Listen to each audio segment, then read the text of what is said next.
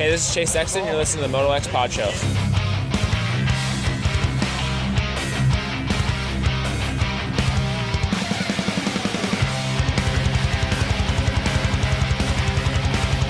What's up, you guys? Jeremy McGrath here. You are listening to MotoXpod show.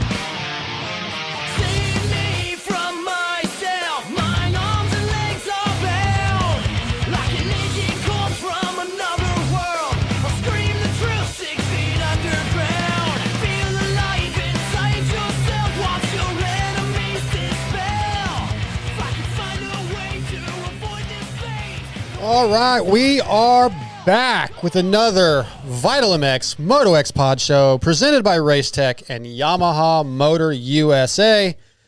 Tonight we've got a couple really great guests, including Rockstar Husqvarna's Malcolm Stewart and Muck-Off FXR Club MX Yamaha's Devin Simonson. And we'll discuss rounds 3 and 4 of the AMA Arena Cross Series.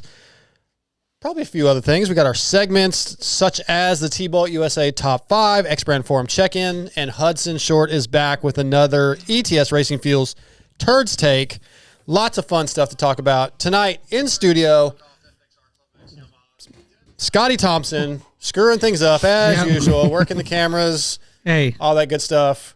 Sorry. It's all good. Just new computer. Had to get things set up right. All good. We're good. Yeah, glad to be here. How's life, Scotty? You're such a dick. What do you mean? I'm asking how you are. Life is good. Nope, can't complain. All good. You and TJ. TJ's not even here because TJ's tummy hurts. I think he potentially had COVID, so I'm kind of glad he's not here. But well, whatever. What a loser. COVID's what a loser not getting real. COVID. What a loser. It's not even real. Yeah, he might be sick. He might have the flu. That's what. Yeah. Anyway, but in studio from 710 Designs, Chase Moore. What is up, dude? What's going on, man? Good to be back. Yeah, it's good to have you back. Sick last week. Y'all didn't even mention me. You and TJ were making out. Now he's sick. Yeah, y'all didn't even mention me being gone on the show. It kind of hurt my feelings, but we did.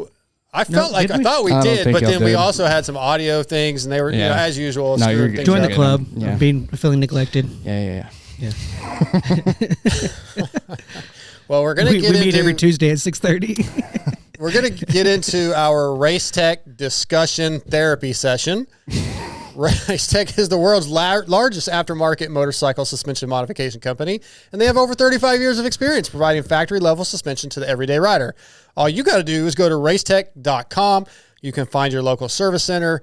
More than likely at your local track or riding area, you'll be able to meet your local tech if you have a service center nearby. Get to know those guys. Get your fluids changed out, your suspension service. If you need things resprung, revalved, they will help you out. RaceTech taking Caden Lewis to a B main win at this week at the round 3 of the Arena Cross Series in Boise, Idaho.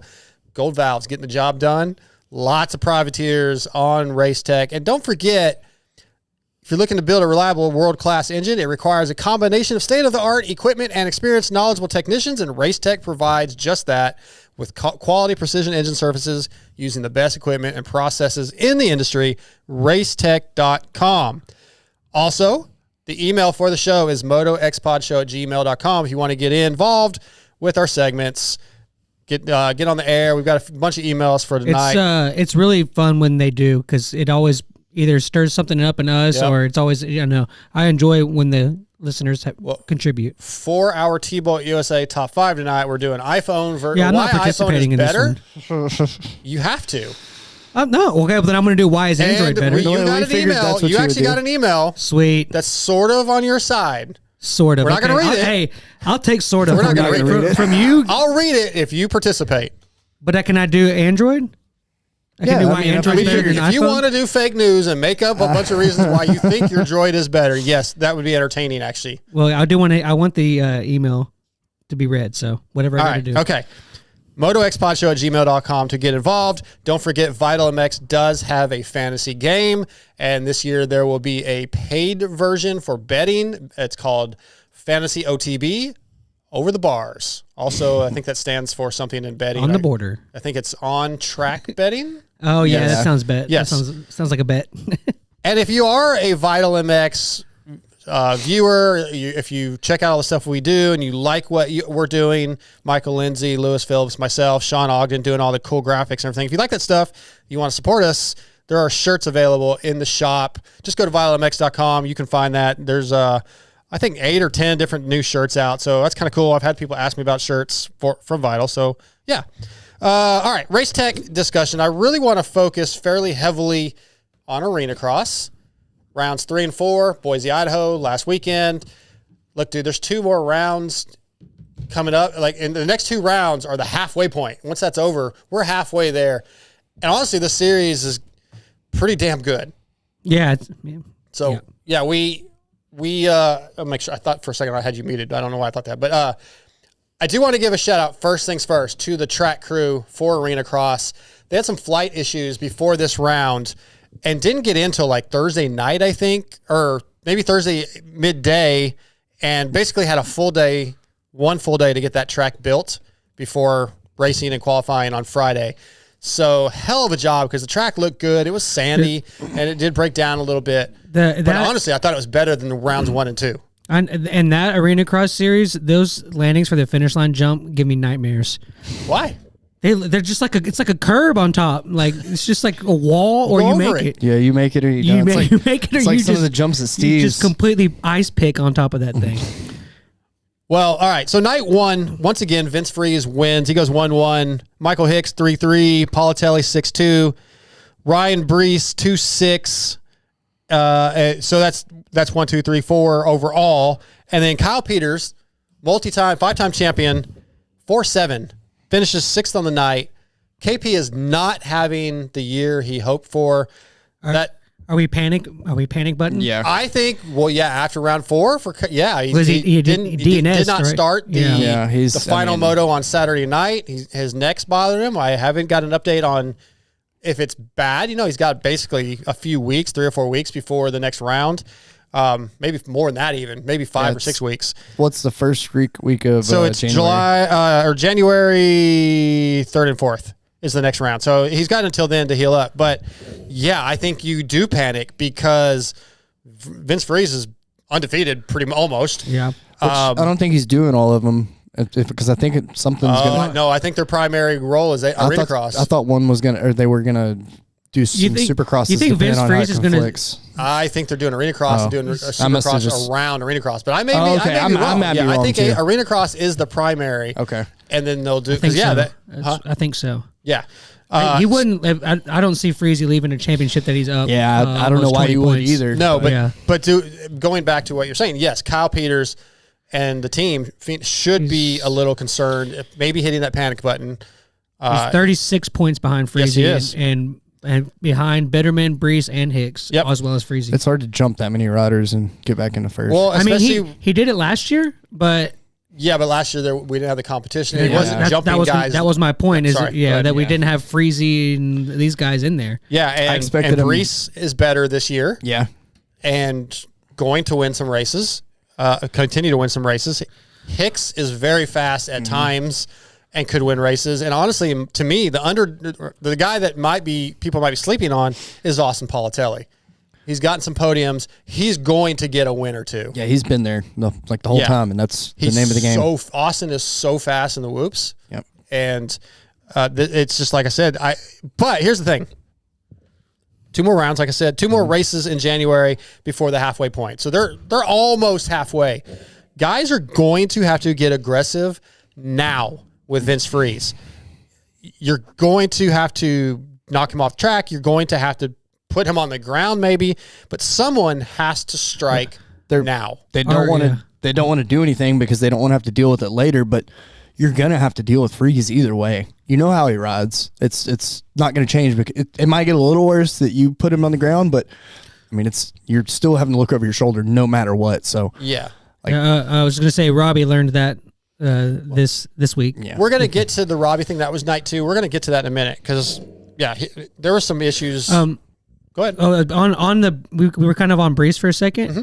When night 2, when he realizes that KP, which at this point, KP is he's got to focus on Hicks and Freezy to battle for the championship. But when he sees that KP doesn't line up, like what do y'all think his thought was? I mean, it probably definitely he was like, yeah, it's a boost of confidence for the championship. For sure. Well, just like he's like, yeah. I mean, you didn't you know what I'm getting at, right? I was texting Malcolm. I'm sorry, I missed the beginning of your question. Who worried? Not worried. Who saw when that? Brees sees that KP Freeze. doesn't sign up line 2 after that collision, what do you think? Oh, Brees. Okay. Yeah. You think he's like, oh yeah, well, see, it's ran across. That's what Yeah, maybe a little bit. They don't like each other very much. So that's what I'm saying. Like, I was just curious to see like what if he was thinking about that at all, or he's like, yeah, well, that's what you get. He was probably definitely happy about it. I mean, I'm not happy to see KP out because we've had him on the show. He's a friend of the show. That's great. And I want to see him do good. And it's been tough to see him struggle like this, but that's the game you play when you. I mean, he was going fast on that landing of that finish line. Yes. Yeah.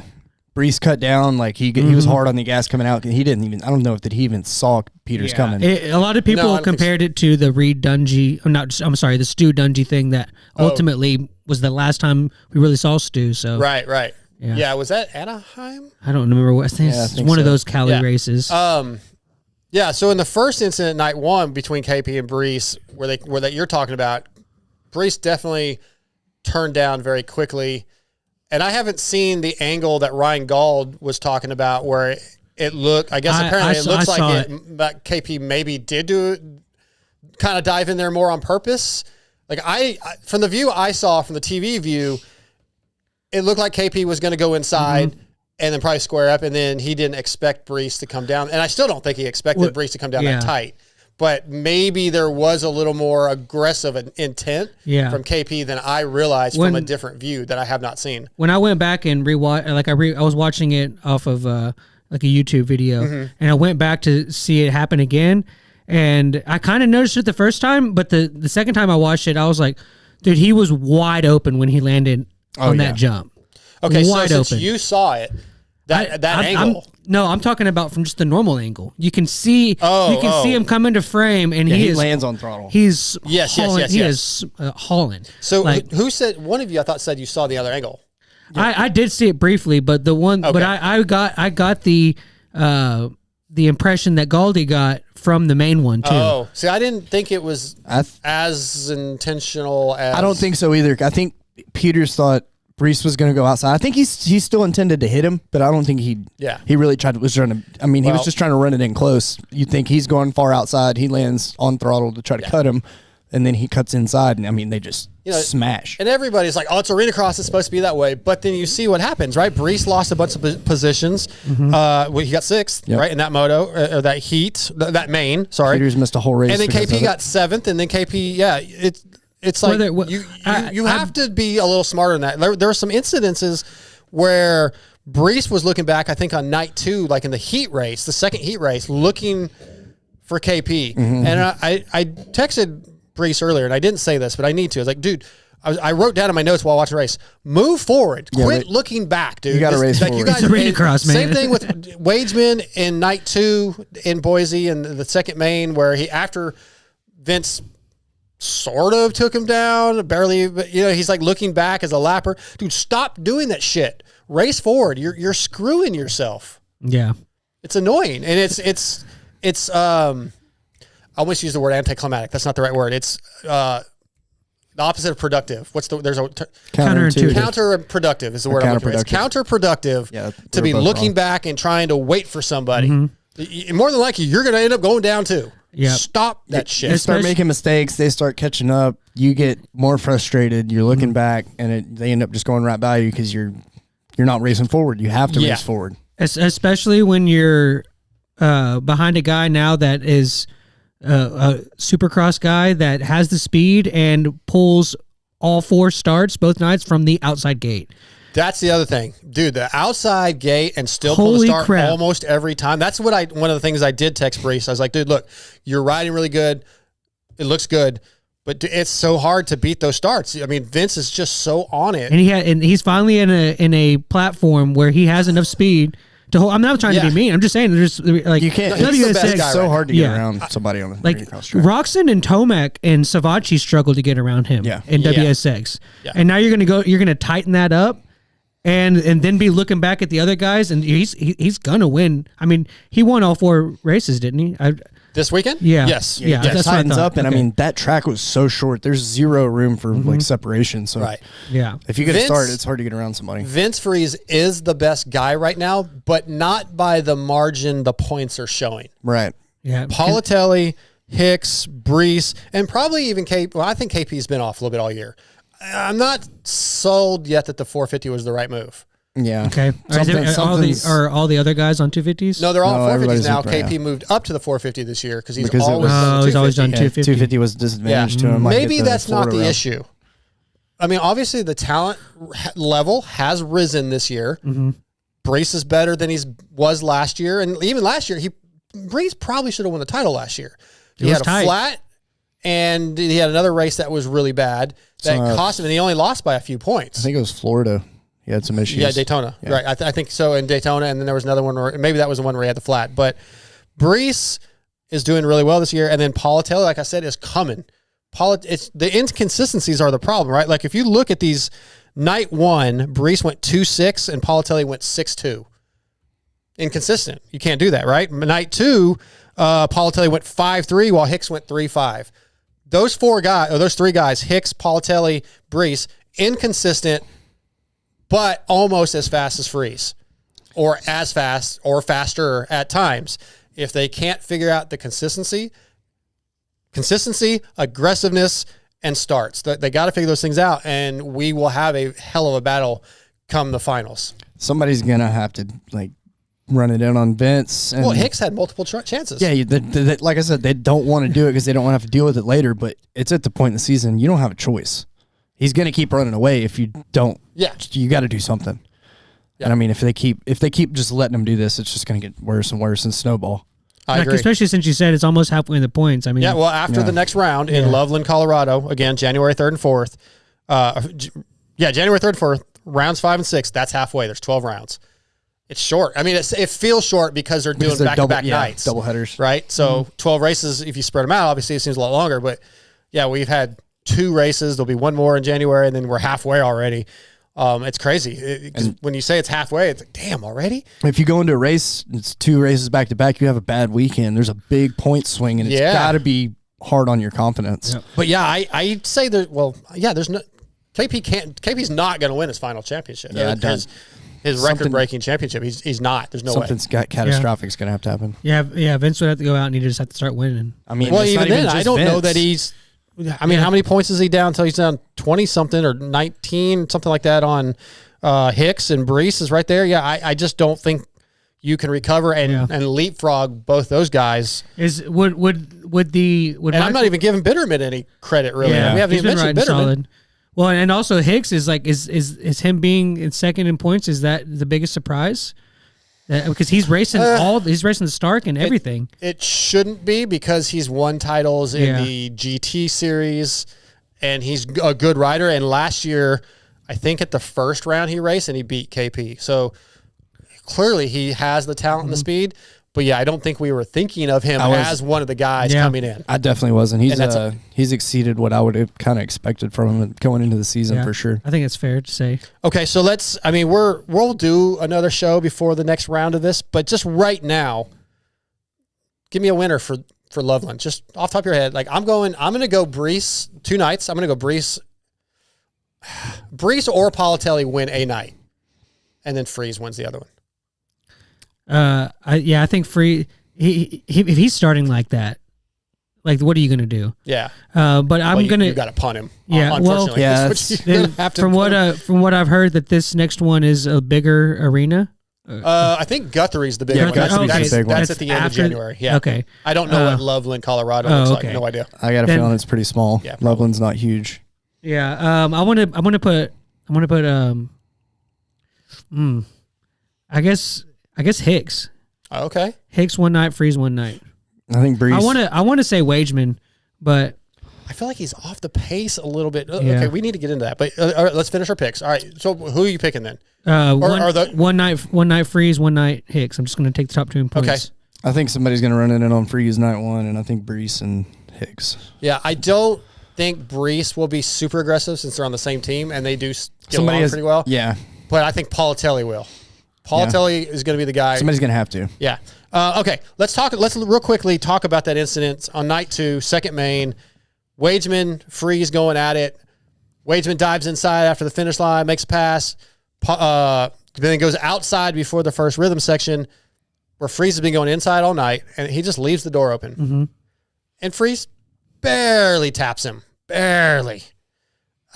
It was nothing. It was fine, right? That's perfectly fine. It's par for the course, right? It's not even, honestly. Par for the course would be Freeze destroying or him. making a stupid takeout. That was unusual. I can think of 15 worse incidents. That was not typical Vince Freeze because he didn't just destroy him. I think Wageman was waiting to get destroyed, and that's why he went down the way he did. Yeah. If he had just held his ground, he would have been fine. Yeah. Let off for a half a second, and you're good. He barely got to. It didn't.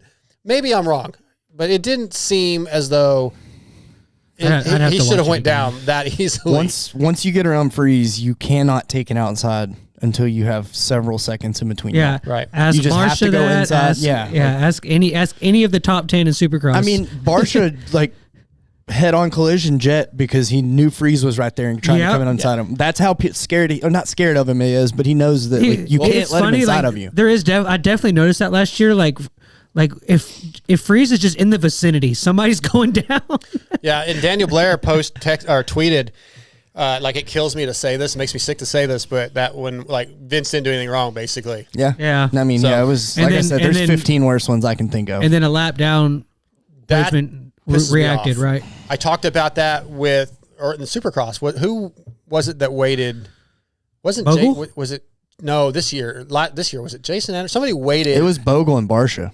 Not this year. That wasn't. No, it wasn't this year. That happened in remember Supercross. Maybe Jason waiting on Hunter or Hunter Anderson waiting on Hunter. Okay. And and I was like, that's when bullshit. he grabbed him by when the- you're a the lap grab jet. down, you can't do that. Yeah. You cannot, in my opinion, that's uncalled for. I like Robbie. I feel like I'm buddies with Robbie, but I did not like that. I mean, I can definitely understand where he's coming from and being that pissed off about it, but Can you though? I wouldn't do it, but I could see being that pissed off that I might. If I got Depends just on what happened. That's what I'm saying. Yeah, I'm gonna be pissed. Not in that situation. No, I was a wouldn't block have done pass. it. Yeah, exactly. Not in that situation, but there's a situation where I would destroy somebody. But I want to play devil's advocate here for a second. Do it. From WSX to OzX to Arena Cross, all these things that have been happening with Vince, everybody always says, well, somebody's going to have to do something. Someone's got to do something about it. I agree. But was what Wageman did the right way to do it? No, but That's maybe he just Here's the other did problem. something. That's not. He didn't do anything. Yeah, that's what I'm going to say. He missed. When I say somebody needs to do something, that's not what I mean. Yeah. And he missed. Yeah, And then I'm talking put a but hole in somebody's radiator. You got to he waited for real hit before him. the whoops, and Vince went inside and nothing happened.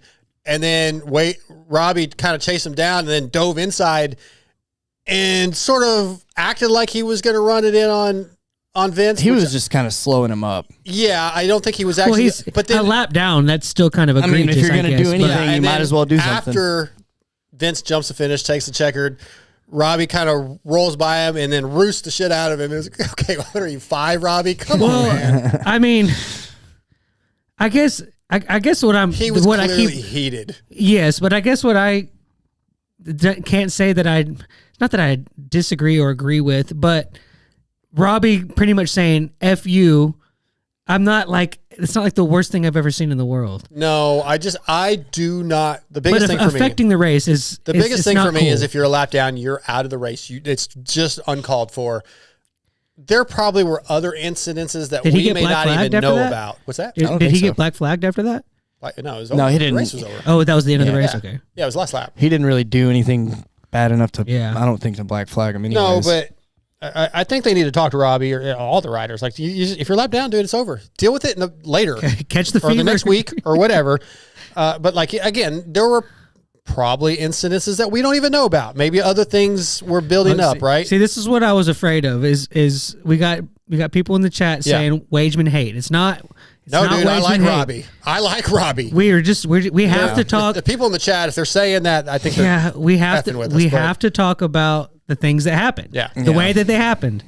Like, we don't hate Deegan. We don't hate, all this stuff. When things happen, they have to be. That's what we're here to do. That's what y'all listen for. Yeah, you got to like, talk about these things. Again, I feel like I'm being honest. Like, Robbie is one of my buddies, but I'm still saying that I didn't like it in that incident, and I would tell him that. Give me a second. I'm having to text Malcolm. We're about to call him, so you guys can continue on if there's anything else you have to say. Or I just we need to put a ransom out for the. I'm not going to say it, but the guy that I was about to say something about it too. The fan that made an appearance on the podium. I didn't actually see that. I skipped over the I just heard about it. I saw the clip of it. I think Carnell posted it, and it. Yeah. I saw it from no, that was just something different. But yeah, I did. I saw it on Instagram somehow, some way. Yeah, it was the hardest I've laughed in a minute. Like, yeah, that was. Nobody knows who he is. Like, I don't think he had a card. Like, he just hopped the fence, went down there, said it, and then disappeared into the night. So somebody found out who that guy was. I owe you a drink, sir. Shout out real quick, if you guys follow me on Instagram. First of all, most people know I'm a Star Wars fan.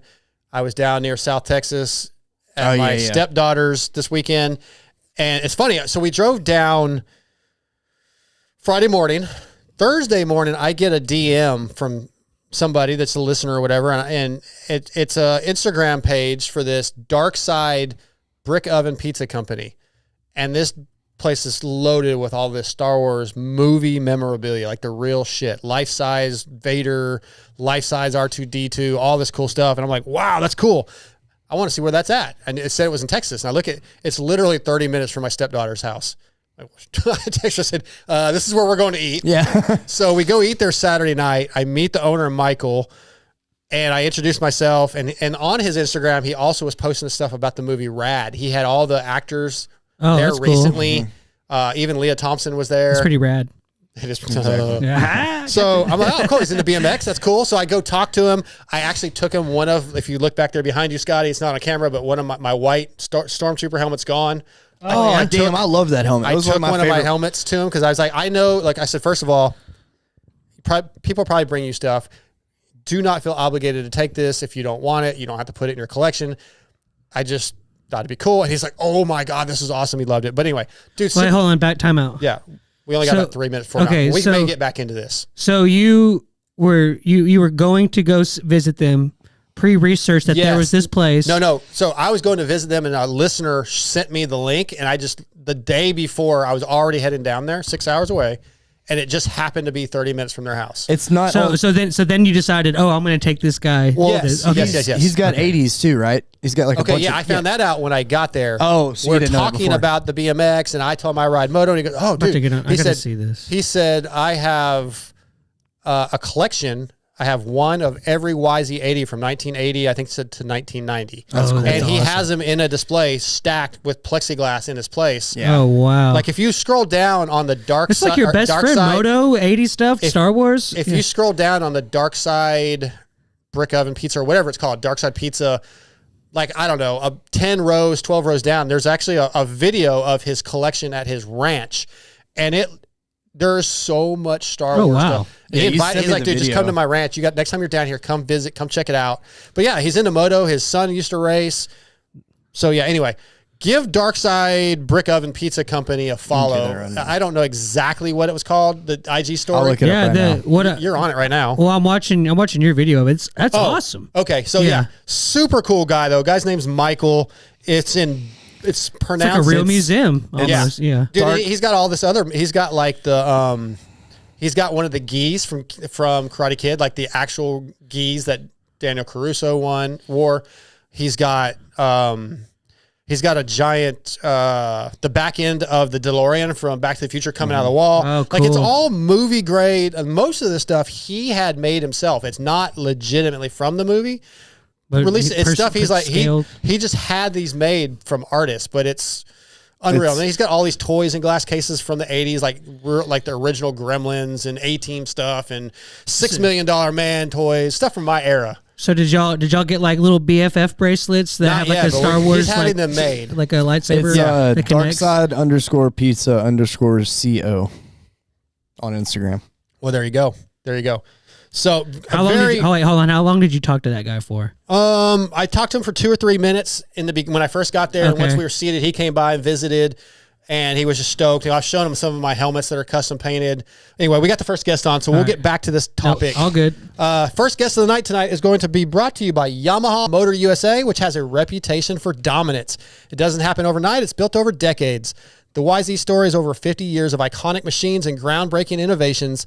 Yamaha took the championship winning bikes and made them even better because the best don't rest. Check them out at YamahaMotorsports.com or go to your local dealership and check out all the Yamaha has to offer. Tonight, Yamaha Motor USA brings us from the Rockstar Husqvarna team, Malcolm Stewart. What's up, Mookie?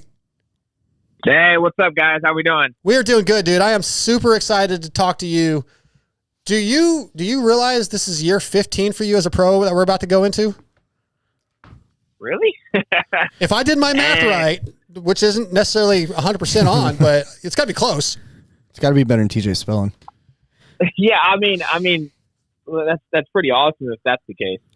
Bro, yeah, you're a vet now. Yeah, I know, right?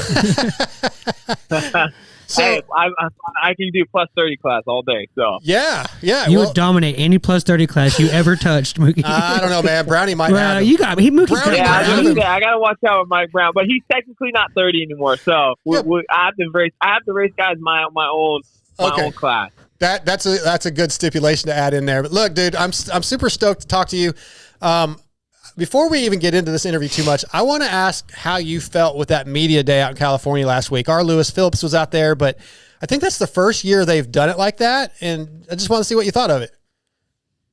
Well, first, it was interesting. I definitely was not ready for it. I just walk because I mean, there's definitely a lot going on with media and stuff like that. You know how it is. You're doing still shots in this, and next door. Next you know, you get you're just there's like 17 stations. So yeah, it is quite a bit going on, but it's obviously definitely interesting and go on from there. And then we move. I go in this room, and then everybody.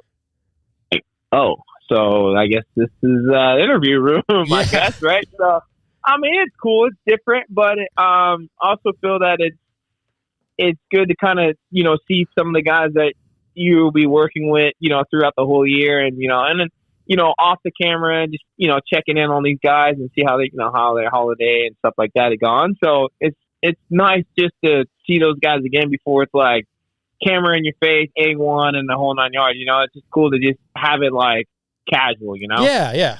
I didn't get to go, so I was curious what the riders think, but, all right, let's get into this thing. I want to talk a little bit about 24 and how you feel now that it's over. But before we do that, the first thing I want to talk about, because I haven't heard a lot of interviews with you on this, is Paris, man. Second overall, led a lot of laps, battled with guys like Hunter and Dylan and Cooper. You honestly rode better than I expected. I don't know. I don't mean that to sound negative, but you were killing it, dude. Yeah, I actually felt really good, and for me, I guess I would say touch base on the 24 season of this year is like, kind of felt like, at some point I kind of got a little lost. And it's easy to do because you miss a whole year of racing, right? And you don't really, all I can really go off of is the beginning of that, 23 and that was it, winning the heat race, leading a couple laps to A1, and then boom, next thing you know, like you're out for the season, right? So then it's like you miss the whole year of 23, and then all you have off is that little bit, right? And going into 24, I mean, I'll be the first one to admit, like I just felt, I felt like I was kind of, with the knee, and it was a full knee, a whole deal. Like I tore every L in there, ACL, PCL, LCL, like everything, right? So every L. Every L, right? And it actually, the recovery process was a little bit longer than I expected. You hear some guys come back 6 months, which is a typical thing. Then sometimes you hear guys come back in, 4 months. It's always that 4 to 6 months. But in my case, it was 9 months, and it was just because it was so long. So I felt like once I finally got on the bike and then started trying to hurry up and test and think, I just felt really rushed, right? Yeah. And I knew like, all right, well, Mal, it's not, you've done this for a long time. You know how it goes. Let's just let's just get our feet wet again, go to A1, have fun, enjoy it, and just kind of get back into the season as it goes. Well, unfortunately, like, you know, I was doing a lot of like testing, you know, during the week here and there, trying to fit in, but like it rained every single race that I would go to. So I kind of felt like, all right, well, I got it pretty good here at the test track, and it never translated at the race because it was a mud race, right? So it was just kind of like, I felt like I was really like, you know, falling behind in a lot of ways. And that being said, I was just more so just trying to get the fitness and everything up. Like, I knew I was fit, but being fit at the practice track is one thing. Race fit is a whole nother ball game, right? So, unfortunately, just the way the races were, it was pretty tough. So moving on, I kind of, like I said, I got a little lost. Like, you know, there was a dip, right? No, I felt like there was a massive dip for me where I just, you know, not happy and all that, because your expectations is way up here, but the reality is setting in here, right? Yeah. And I kind of was like, I had to take a step back. I'm like, man, like, let's just like go back to the happy part of you. Like, not say, hey, go out there and be happy to get seventh, but like, you gotta like pat yourself on the back somehow, some way, and drag yourself out of this hole. And I kind of was like, you know what, like, things started to turn around for me, like towards the mid to end of Supercross. A little bit better, results were a little bit better, and then I was like, you know what, like, outdoors, this is gonna be a fun one. Let's just enjoy it. It's been a long time since you've been in some of these races, and I think, like, as the season progressed, I got better. But, you know, fast forwarding, you know, after we did the playoffs and things like that, I still felt like I needed to still do some races, like, you know, just for some fun stuff and kind of keep that same momentum going, right? And I did the Paris race, and I was just trying to learn a lot, riding with those guys, Jet. And all, you know, there's obviously a lot of talented guys there, not just only the U.S. guys, but, you know, it's fun, right? It's fun, good racing, it's hard. And I just really was kind of stoked on how I rode and raced and stuff like that for that. And then we came back here and we did some testing with the team and kind of just fine tuning everything, you know, a few weeks before the season kicks off. Nice. Yeah, Mookie, the coolest thing about all of that, you know, like this outdoor season that you did, that was the first one you've done in a long time. Mm-hmm. And to hear you say that you wanted more after all the playoffs and everybody's talking about this long season, you got that all under your belt, and then to look as spicy as you did at Paris, I thought that was awesome. It was very encouraging to see, and you know, you kind of just laid it all out for us. But I saw that, and to see you be ready for A1, man, I am really excited that at this point in your career you have that enthusiasm and that vigor. Yeah, no, and I appreciate that. Like I said, right now, man, I'm having a lot of fun, right? And you don't realize how much you miss racing until it's gone, right? And yeah, that kind of that 23 season, you know, being out for the whole year, that woke me up, right? Made you know, realize and how awesome things really are, being around fans, good days, bad days, it's all good, right? This is what we live for and race for and dream about. So, like I said, you got to just take a step back and just appreciate all the little things that, you know, that you overlook. And, you know, again, you get to try. I'm just thankful enough I get to try again the next weekend. Right. And that's kind of how I look into it. And just, like I said, just take a step back and enjoy the moment while you have it. Yeah, man, life could be a lot worse, and you got the right outlook. I've got two more things about Paris I want to ask you about real quick. I want you to walk me through stalling on Super Pole on night 2, because that probably felt a little embarrassing, but, you know, we all do it. But then I also, and I think in race 1, you were looking at the quad, I think, and you kind of clipped the rhythm before it appeared that you were looking to do the quad. So I just want to see if that's what the situation was when you clipped that rhythm, if you even remember. Yeah. The Super Pole lap, what happened was I remember doing, like, right where I guess I call it the finish line. It's not actual finish line, but basically where the freestyle ramp and all that stuff is. Yeah. There's that. And then the right hander, and there was a sand.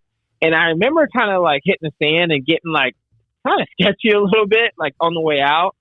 And I remember like I jammed my rear brake a little bit, and I kind of like just tweaked it a little bit. So as I was finishing that lap, going over the wall jump, when I went to go just reach for the rear brake, it was like kind of rear brake was out a little bit more than I normally was. So I put a lot more, pretty much just locked the rear brakes up and stalled it on the way down. And I was like, yeah, I don't really have enough momentum, to go through the whoops, but I know how sketchy these whoops are. And I'm like, you know what? Like, I'll just take 7th, right? At this point, it isn't even worth it. So that was that. And then the quad section was, me and Coop were kind of playing cat and mouse a little bit. And I finally caught up to him where I'm like, okay, if there's a point to make the pass here, make the pass, I could probably do it. Right. And I remember going up, and this is my first time actually attempting it, because I remember doing it one time in practice, but again, I was like, all right, well, I probably can get it here. And I remember just coming up just a little short, and I'm like, there's no way in heck I'm going to make 4. So I know, if I go for it, this is going to hurt. I'm going to end up chasing it. And that kind of Coop got it back away, and that was that. But, at the end of the day, like I said, I learned a lot being behind those guys. You're learning a lot, how you race as a person, the pressure, and also too, not trying to follow and things like that. Because there's a lot of times when you're so close to a guy going into a rut, you're basically blind, right? You're kind of just following them. So being put back in those situations, and again, those whoops weren't easy. I'm sure you heard about a little bit through the press day. A lot of people were getting sketchy through them. So the track was tough, and Bercy's always been a phenomenal track where they always build pretty decent sized whoops, and the dirt's always tacky and stuff like that. So it is not an easy track to go around, and it is a little tight, but the racing is, you do quite a bit of racing. And I always say, you can't replicate racing, right? So anytime that we're out there battling with, a good group of guys, it only is going to help all of us, going into A1. 100%. So we've all kind of heard about the KTM restructuring stuff, and I was just kind of curious if anything's changed, day to day on your end, or there's any plan changes with the team. No, I'm blessed enough that where there hasn't been any changes that I know of. Yeah, right. No, let me get through the year, but any changes so far on our behalf. I know that's obviously, unfortunately, it sucks to say it. A massive company like this to be put in this situation and things like that. Unfortunately, so there is. I mean, I don't know.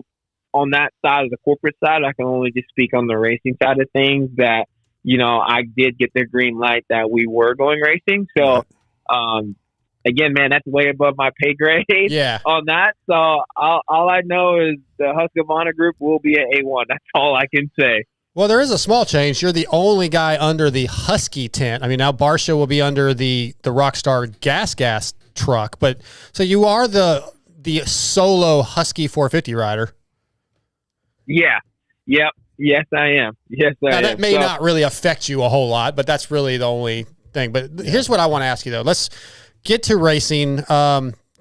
24, we got through 24. You talked about doing all the outdoors, and I want to know, once it was over, excluding Paris, was it taxing? Were you like, holy shit, I am wore out. I'm mentally exhausted once Super Motocross was over? Man, I wish I could sit here and say that, but I had about, let's say, I was planning on taking a cool little vacation, and I was going to take a fishing trip, go down south and to the Keys, and then from the Keys we would take a boat to the Bahamas. I had it all planned out, right?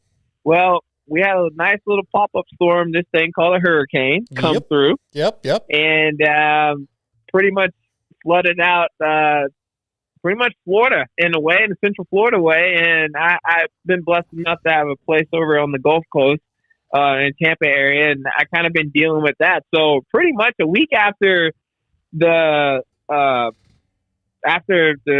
round, I had about 7 days, and then the flood happened. I got flooded out. I posted up on my Instagram and stuff, and I had been dealing with that. So I was hanging drywall up for a little. I've become a drywall guy. So nice. I learned a little bit with drywall. If you need a little hand, I can help you out. Okay. Give you some tips.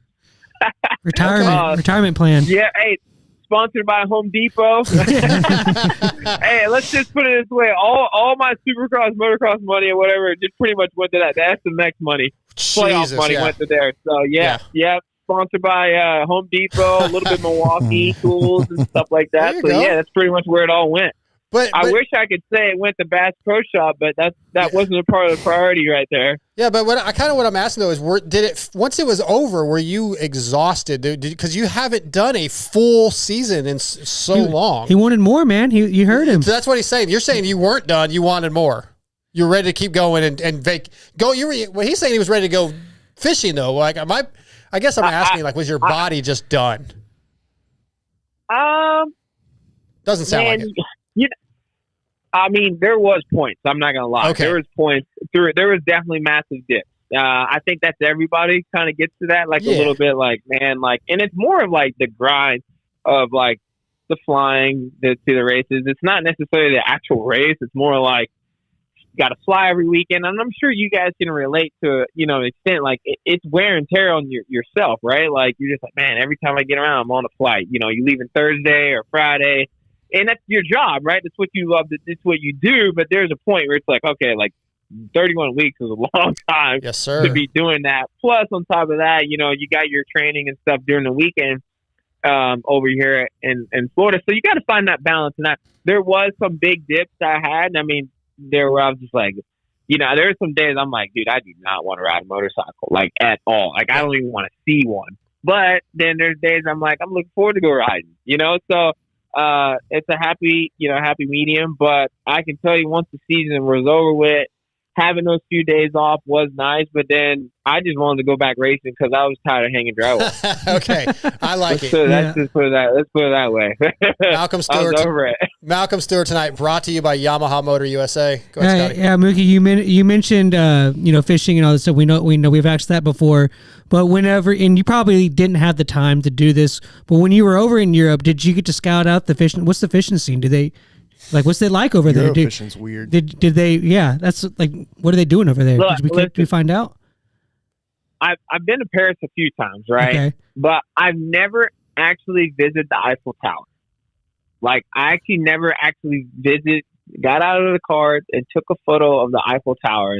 And it's very surprising, because I did the Lille and stuff like that, but everything was always, pretty far drive or whatever. So this time around, every chance I've ever had is either been like a flight delay or it's raining out or it feels like it's negative 35 degrees out. So this is the actual only time. It was actually very nice where like you didn't feel like you had to have like 5 jackets on. And I took the photo and I was happy, right? That was my number one priority to do. I didn't even bother looking at the fishing side of things or anything like that because that wanted to be my number one priority. But I did not see anybody fishing. To me, it looks like it was just too cold. The water was too cold for anyways. But I don't know. I'm sure there's still bass in there. There's bass everywhere. Yeah. Next time. Well, and then we were when you were talking about that, it also made me think, and I can't remember if I've asked you this in the past before, but have you ever thought of like reaching out to Bass Pro Shops or like the boats that you use for any kind of sponsorship? Skeeter. Yeah, I mean, I think I've asked you that before, but I just want to know if you have ever looked into that. Man, I would. I don't got no contact. Ain't nobody plugging me in. That's all I need. I just get. I mean, there's Bass Pro Shop right here. It's like 2 miles away from the house. They know me by my first name. So go up the chain, man. Just start asking for it. Man, spending some money in here. Right. So shoot, I definitely don't gave my 2 cents in there for sure. So, yeah. Put whatever you want, MasterCard, I'm a rewards member, gold, platinum. If JT could get Subway, man, you can get Bass Pro Shops. Yeah, fat. Yeah, yes. It wasn't Subway. That was a whole. I know. It's the joke. Man, Mini-O's was a couple weeks ago, and I was just curious if you had any favorite memories from going back there with your dad and brother, and if you're looking forward to going there with your nephews. I was curious if they're still riding. Like, I haven't heard much about that, so. Yeah, they ride. I mean, they ride whenever they want to. It's kind of like they're not really like into it. I think just because you know, little James, he doesn't really want to force him into it. Right. You know, so he's kind of like, because he knows what it takes, and you know how that goes, right? So it ain't cheap. Everybody knows it isn't cheap to just say, I want to go race, you know, go race a race. It's definitely a lot of time and effort you got to put into it. So he's probably like, you know what, kids, just grow up, do whatever you want to do, and if you want to go racing, then I'll take you racing, but I ain't gonna force you to go racing. So that's good. But of course, my favorite memories, it had a lot of just good times there. I would say, it didn't really matter what class I did. I know that I had, I think it was maybe 2007 or 2008 Mini-O's. I was on the 2-stroke. I thought that was pretty awesome. I remember that. Yeah, that's when I think Mini-O's. I think my signature loop out. Actually, everybody knows me about that. Well, I did loop out grandstands in front of everybody. So, yeah.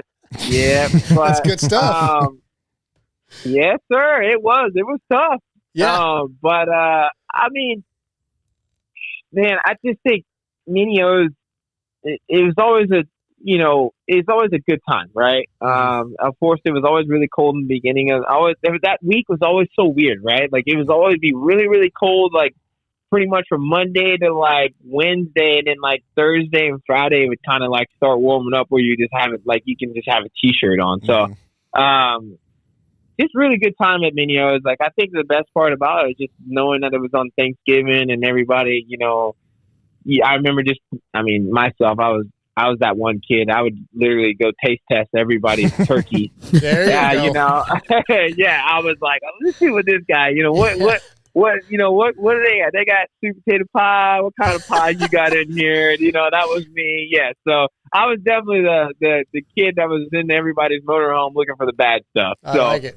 But yes, I mean, everybody knows it's a really big family thing. That's always been one of my favorite events, not just because it's in my backyard, but it is I think maybe one of the few events that actually has that big of a holiday, right? I think the only one. Sure. So it's one of the cool things. Like, it's a really big commitment for the family, for all families, you know, to be there. And, you know, the fact that they're still doing it today and still always on that same week is awesome. Absolutely. Malcolm, I got a couple more for you. We'll get you out of here in just a minute.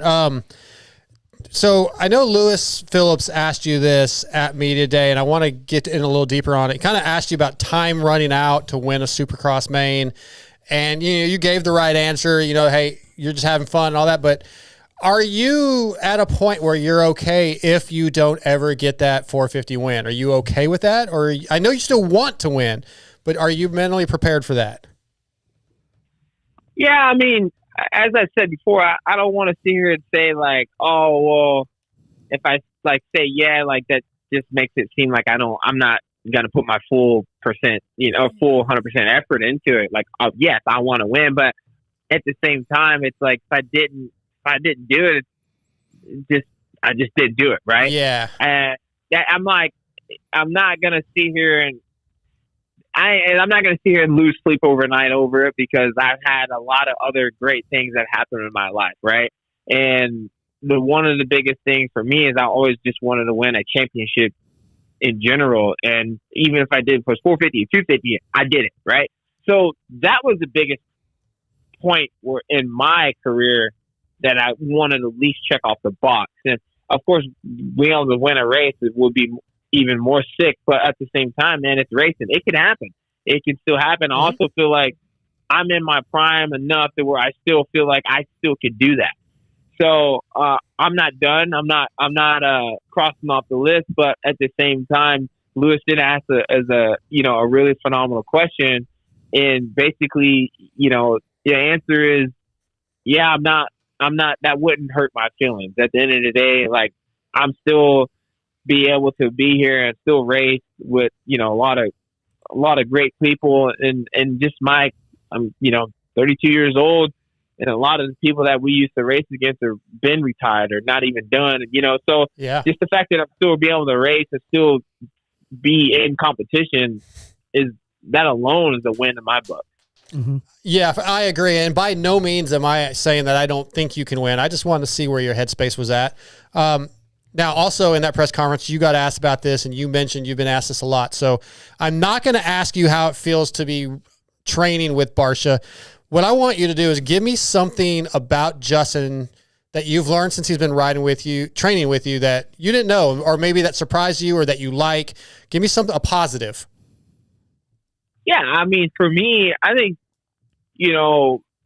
with Justin, actually, the way he rides his motorcycle is pretty wild. Everybody knows that, right? Mm-hmm. And, when you're behind a guy like that, sometimes, like, he's always pretty aggressive on his throttle and stuff like that. But there's things that you learn that for a guy that's that aggressive on the throttle, he actually is really good at controlling it.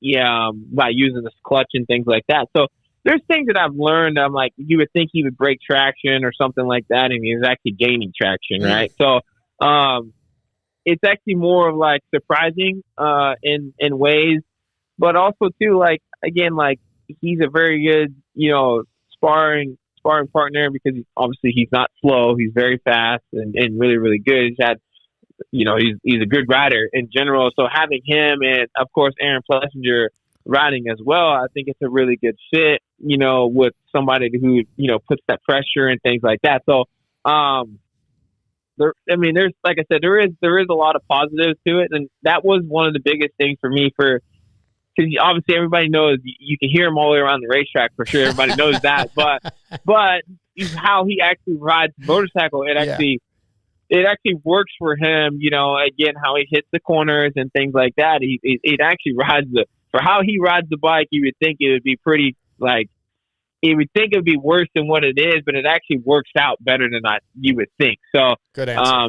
Like I said, being behind him, I actually learn a lot. Good answer. With you guys all training together, it seemed pretty standard last year and the last couple of years where those first laps of the main event are super dicey. Everybody's, 3 wide. Y'all are all. That's when a lot of these things that we talk about the rest of the week happen. Like with you guys having the opportunity to work out with each other and ride together, are y'all putting yourselves in any kind of scenarios where we're like doing that, like riding each other? Now, obviously, y'all aren't going to T-bone each other at the test track, but like, are y'all doing practice scenarios where it's super tight beginning of the moto racing? Yeah, I mean, we try. Man, it's that's a really good question, and I try to explain that to people. Like, it's kind of hard to pass. As weird as it is, it's actually hard to pass somebody at a practice track, because like, when you're at a practice track, like, everybody has this one line, right? You have it's like a goat trail basically through the whole track. And if you get outside that line, it just kind of gets a little, I would say, it's not as the line isn't used as much and things like that. But we are, to try to answer your question, yes, we do, but it's not as much as you think, because the track, you feel like, even though I don't know why, but I feel like the Supercross tracks are wider, for the most part, and things like that. Yeah. Even though they're technically to spec, but I don't know why they just feel wider when you're at the race. It could be a mental thing, I don't know, but yeah, you are right. I mean, there is a line of level of respect, even when we are in the races and things like that. 3 wide is pretty intense, but I don't know why we just somehow, some way, we figure out how to do it. Yeah, I think 22 guys going into one corner, that's only less than 20 something feet wide. That's insane right there. It's the scariest part of every race for me. Yeah, same here. Okay, I got 2 forum questions, and then I texted you a question, and we'll close this thing out. These will be short. Boxcar Willie on the Vital Forum and in Rosso 391 want to know what's your record bass weight? 7.9 out of a public lake. That's the biggest I've ever had. So I can sit here and tell you I caught a bigger one, but the scale don't lie. Okay. All right. Not Hillbilly says, ask Malcolm what his favorite part of a Supercross race day is. Probably the racing. Yeah, I would say the racing, but I kind of like the fans part of it. It's kind of fun, different. I mean, majority of it, and some of the fans are going to be upset with this, but I'd rather have indoor stadiums because it's a lot more cooler and calmer. Hell yeah. That's just me. All right. So that's just nice. I like it. Last one. I sent you the text on this one to give you a little heads up so you can think about it. If in the chapter, if your life was a book, what would the title of the chapter for next year for 2025 be? I'm not done. I'm not done. I like that. I like that. I like it, Malcolm. I like it, dude. You are always a pleasure to talk to, whether it be on the phone or at the race. I really, really do appreciate the time you give us and the answers you give us. So thank you so much for doing this. Yeah, no problem. I appreciate All right. You guys have a good night. You have a good night. And yeah, we'll see you here in just not that long, man. A few weeks. All right. I appreciate it, bro. I was going to ask you guys a question. Did you have a really good Thanksgiving? Oh, that's nice that he asked that. Yes. I got to spend a lot of time with family, as you should on Thanksgiving. My grandson came up. It was amazing. Yes. Thank you. Went up a belt notch. We're good. Yep. Yeah. Unfortunately, Scotty just lost his job. You need a man friend? Yeah, man. I'm here, dude. I'm here. What you need? Oh, man. Scotty lost his job today. I'll make Bass Pro Shop runs. Whatever you need, man. There you go. Yeah. There you go. Yeah. What about you, Chase? You have a good Thanksgiving? Yeah, man. We haven't seen you since Thanksgiving, actually. Yeah, I was sick last week. Went and saw some family. Had a bunch of food. Took a bunch of food home because I'm not missing up on that opportunity. And it was a good week or a good day all around. Nice. There you go. I appreciate it, boys. Well, like I said, you guys, Christmas is coming around, so you guys have a great Christmas and a happy New Year, and I'll see you guys at A1. All right, you too. Thank you, Malcolm. All right, appreciate it, boys. Thank you. All right, bye. Malcolm Stewart tonight. Fantastic guest, brought to you by Yamaha Motor USA. Really, that was a good, fun interview. Go ahead. At the end of that, I thought of something that is okay. I think we get so caught up in the Jet and the Sexton and then the Deegan stuff and like all these up and coming kids, but I think we'll get a couple years down the road and realize that this era we've had, and I've talked about this before as my soapbox. We've talked the era of still having guys like Mookie and Barsha and Anderson and Tomac and Roxon and all these guys into their early 30s still around and racing and relevant. Like, we're going to quickly get to a time where we're like, oh, what happened? Yeah. Because, I mean, everything goes in cycles. So right now we're in the cycle where guys are riding longer, and the entertainment value that guys, like he was talking about Barsha's riding style. Like, if you've never been to a live Supercross and heard Barsha in open practice, it is insane. And like what he said, the fact that he's getting traction, revving like that, it's pretty. Yeah, that's a good point. All those things I think we overlook sometimes because we're looking on to the next best. What's the next hottest topic? But like, we are in a very rare era of Supercross that. I know we get caught up on the tracks and all this, but it's very cool what we have going on right now. For sure. 100%. FXR is designed by racers for racers with industry-leading fit, finish, and performance. Progression is the name of the game with every new piece created. At FXR, we push our brand to the next level to provide you with the best product possible. Used by Muck-Off, FXR, Club MX, Yamaha, Mike Brown, Brock Tickle, Chris Kiefer, and many more. FXR has core motor roots, so visit fxrracing.com or go to your local dealership and check out the complete line of 2025 gear. The stuff is fantastic. I wear it all the time. Really, really appreciate FXR being a part of the show. We love that. We have Devin Simonson coming up here shortly. Also want to thank ProX. ProX is rooted in racing from motocross to off-road and supporting teams such as Ampro, Yamaha, Pro Circuit Kawasaki, and SLR Honda. They have been supplying quality components for almost 50 years, from complex jobs like an engine rebuild to simple maintenance, include filters, chains, and sprockets. ProX aims to bridge the gap between OE quality and affordability. Find ProX at your local dealer or visit pro-x.com and search for your parts. Any of you guys know if you ride, you're going to need stuff. You're going to need parts, like they said, air filters, chains, sprockets, oil filters, etc. All these used parts, these parts that wear parts. So hit them up. They have great products at great prices. I've been getting a lot of stuff from them. We love ProX. You guys want to do the X Brand Forum check-in before we get to Devin? No. Yeah. No? Yeah, we can. Hope so, because that's what we're doing. I like how he asked, like we have a choice in the matter. Yeah, well, sometimes your show, bud. Sometimes your you have show. to do things you don't want to do. I just want to know if you want to do it. X Brand is your choice for clear vision and a leader in motocross and off-road goggles. X Brand is used by many of the top GNCC riders, as well as AMA National Enduro, motocross, and supercross riders, and arena cross riders like Kyle Chisholm, Freddie Noren, Henry Miller, Michael Hicks, Richard Taylor, and many more. Visit eksbrand.com or go to your local dealership and ask for X Brand, distributed through WPS. We've got the new 2025 line, I think has hit just recently, so they should be available in your local dealerships. Definitely should be able to order them from eksbrand.com. All right, let me switch over to this page here and find the forum check-in. Here it is. It is titled Order of Operations, Checking Bolts. Posted by K-Dog, D-A-W-G, K-Dog 941. I don't like where this is going. Yeah, so he's asking, like, aside from spokes, chains, etc., I usually just grab a socket and walk around the bike with each size, but I'm assuming there's a smoother, more efficient way of doing it. Can't help but think I miss a bolt or two when I go random. So he's kind of asking people what they do. Yeah, so Scotty, Oh shit! what's a key thing you should keep your eye on? Your drain bolt number one. You That's gotta a big check out one. for that. I don't have a set, but every time I've used T handles, I've really enjoyed those. But we are in the future, and like when I go, I don't have a lot of tools or a great garage setup. Yeah. So I usually go to our buddy Spencer's house, who has a whole full like mechanic shop basically. And he has this snap-on toolboxes. It's all organized and everything. So I go over there and use his stuff a lot. And he's got like the I guess like the automatic wrench, like a drill. Like an impact. Impact, yeah.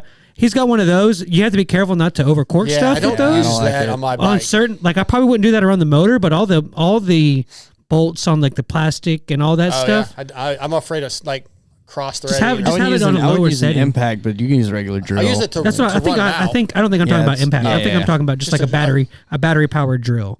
like one of the Okay, little like a cordless drill. Yeah. Yeah, Okay, with the socket on it. I'll use something like that to pull bolts out, and maybe like for my my hub bolts, I'll check my hub bolts, sprocket hub bolts, spokes for sure, as he said, chain. I don't do maybe linkage bolts. Some of the bikes have a tendency to loosen up on those, but Yeah, I almost had a real. Luckily, I saw that one day. My linkage bolt had almost backed out. Yeah, linkage bolt to bolt the top of the shock. Yeah. Yeah. I mean, I don't really have a set way I do it. I don't every either. time I think about it, I just start tightening. And if I miss something, I miss something. But If I lose it, oh well. That kind of shit's bit me in the ass before, though. Yeah. You have a sprocket come loose, and then it destroys your hub. Yeah. And Yep. next thing you know, you're like had that Scotty here, and happen. you're not riding for 6 Yeah, months. Tyler just destroyed a rim from that. It So happens. no real set thing. And the things I will check are again chain, sprockets, spokes. If he's make sure trying to my do air it- filter's clean. Yeah. Because I've always like I don't have T-bolt or T-handles and stuff, so I've always had to use just like a normal socket, and I can see how that'd be tedious. So if he's asking how to speed it up, get a set I of think he was just get a asking set like of a way to check everything. But if there's but like a T-handles are checklist. helpful for sure. Yeah, when you're washing it, just look. That's a big thing. I think people. That's one of the reasons you really should wash your bike.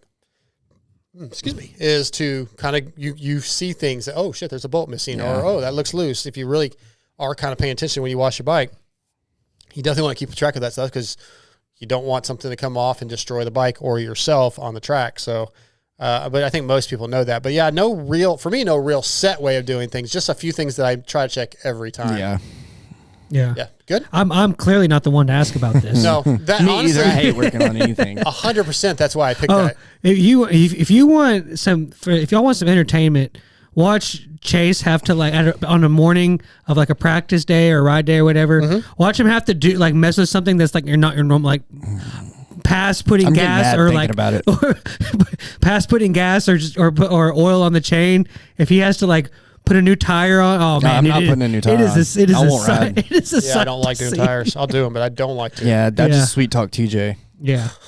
TJ's nice to have around. Yeah, he never wants money. It's always some weird ass like Yeah, it is weird. He wanted me to favor. like he did some work for my bike and he like I can't remember what he wanted me to do, but he wanted me to like call his mom and say some like messed So up he stuff. wants Chase to do. Yeah, it. yeah. He wanted me to take his mom on a date. he JT did something for JT, and JT's payment that he had to pay TJ was JT had to hug me. JT's not a hugger. I laughed so hard when he did it, but Hey, TJ. Stop acting like an idiot. That's You're the idiot.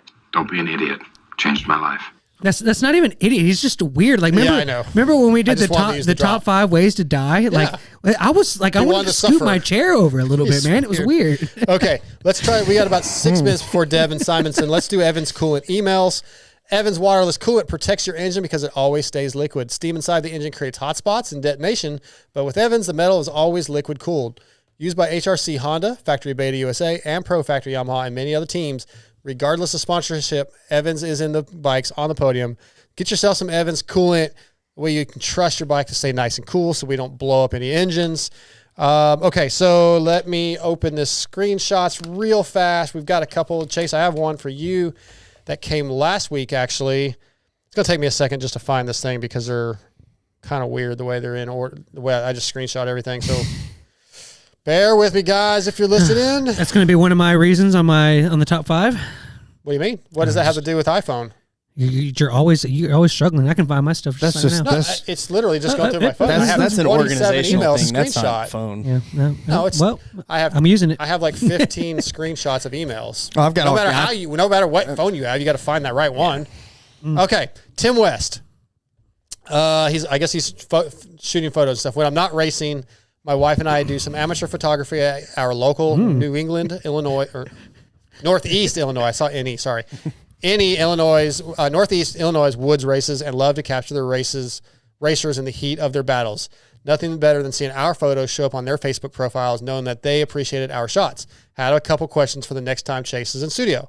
I was wondering what his camera setups are, and for when he's at the track. What do you use?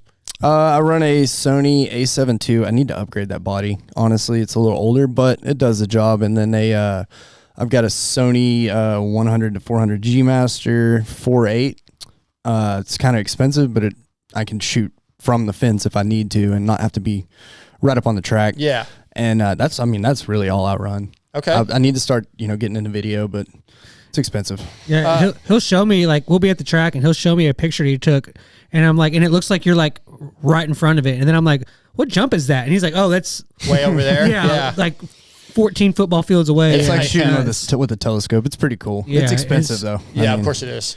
He's wondering what is favorite tracks or favorite areas of tracks to shoot. What do you look for when you're shooting? Doesn't cloudiness help? Cloudy can, but if it's too cloudy, then it's dark. Well, I think he's asking like do you use like corners or yeah, I like or, corners, man. Any kind of jump I can kind of get under. I try to. It's not necessarily a place on the track. I try to work with the sun and get the lighting right. Somewhere where you can see the sun coming through the dirt, stuff like that. Yeah. There's a couple spots at Swan I can get where I can have like the flag in the background. There's just stuff like that. Like the American flag. Yeah. That's a big one at Swan because that's a massive flag. Yeah. Yep. Last one then for you here. Any advice for amateur sleuths to help our local racers look like pros? You got any tech tips? Shoot and burst. You can usually pull one photo out of a messed up corner that's decent looking. Yeah, anybody can look fast for one steel frame. Yeah, if you ride, it helps so much because I'll see some people that don't ride and you can almost tell in their stuff because they don't know where to set up necessarily. Or what looks good. It's a lot of just trial and error and figuring out what you like and what you want to do because that's what I did, man. I shot with a phone camera and just borrowed a camera and got into it, and I just learned everything off YouTube. Yeah, YouTube's your friend. Obviously. You talk about bursts. It's funny because I'll post some of the photos you shoot of me, and then I'll get all those responses. Dude, looking good. Your technique's on point. I'm like, yeah, that was me going from bad technique to bad technique. Yeah, and my foot just happened to be in the right place for a second. Hey, that's all you need, man. I'll get a picture every now and then, and somebody will be like, "Man, you're fast." I'm like, "Dude, you're so fooled." Yeah, you're so fooled. One time Chase did a picture for me where I was just like, I wasn't really like whipping. I was just like kind of like momentum scrubbing. But so I was just like sideways like this because it was like a small tabletop. And then like when he edited it, he like angled it. So it looks like I'm just like completely flat and I'm not at all. Okay, I like that. That's funny. All right, last one here. This is from Larry's Jr. 1986. I guess this is something else Scotty doesn't know, but conversate is indubitably a word. Psh, peasant. I thought you said I thought there was one that was on my side. Yeah, we're not there yet. I told you we're not reading the one that was on your side. But So the way he said it was not correct. He should have said I conversed. I think you're right, but when you said it wasn't a real word, I think that was the issue. But it doesn't matter. Listen, guys, Larry, I assume your name is Larry. We're here to make fun of TJ. That's really all we're here to do is make fun of TJ. But before we make more fun of TJ, our next guest of the night is on the line, and he's going to be brought to you tonight by Guts Racing. Andy Gregg and the Guts Racing crew continue to provide the best seats and foam available. And if you want the best seats and foam used by Rockstar Husqvarna, Hep Suzuki, and many more, then you need Guts Racing. They have numerous color possibilities, staple or Velcro installation options, wing seats, and the best foam in the business with the Phantom Ultralight Seat Foam. Don't forget, they have complete seats for the Tulare and Super 73 and covers for the Sur-Ron Segway, and they strive to ship orders within 36 hours. So visit gutsracing.com and let them know the MotoXpod show sent you. Tonight, Guts Racing brings us from the Muck-Off FXR Club MX Yamaha team, Devin Simonson. What's up, dude? Oh, yeah. What's up? How you guys doing? We're doing good, man. We're doing good. How are you doing? How are you liking club? You've been there for a little bit. Man, how's it treating you? Yeah, I mean, honestly, it's treating me good for, starters. And I've been there for like a year now, like you said. And, just enjoying the grind and trying to get used to this 250. Well, okay, let's get into that. How is it? Max was on Pulp last night and said it's amazing, better than he thought it was going to be. Plenty of power. How do you feel about it? Because you have been on 450s a little bit, and you race 250s. So, how do you feel about the bike? Yeah, I'm on the same page as Max, dude. The bike's unreal. Like, crazy power, especially for a 250F. Like, that thing almost blows my 450 out. So, all right. Crazy power for a 250. Yeah, it's honestly unreal. Like, those guys have that thing dialed, and just the way it runs, how crisp it is, everything. I'm beyond stoked with it, and yeah. All right, so this, if I'm not mistaken, we're going into year 5 for you for your pro career. Woo, you sure it's been that long? Wasn't 21? No. Am I right? Yeah, it's 5 years, right? Yeah, something like 2021 was my rookie year. Yeah. So so this will be the 5th year. What do you feel is different going into 25 than any of the other years besides riding for club? Everything.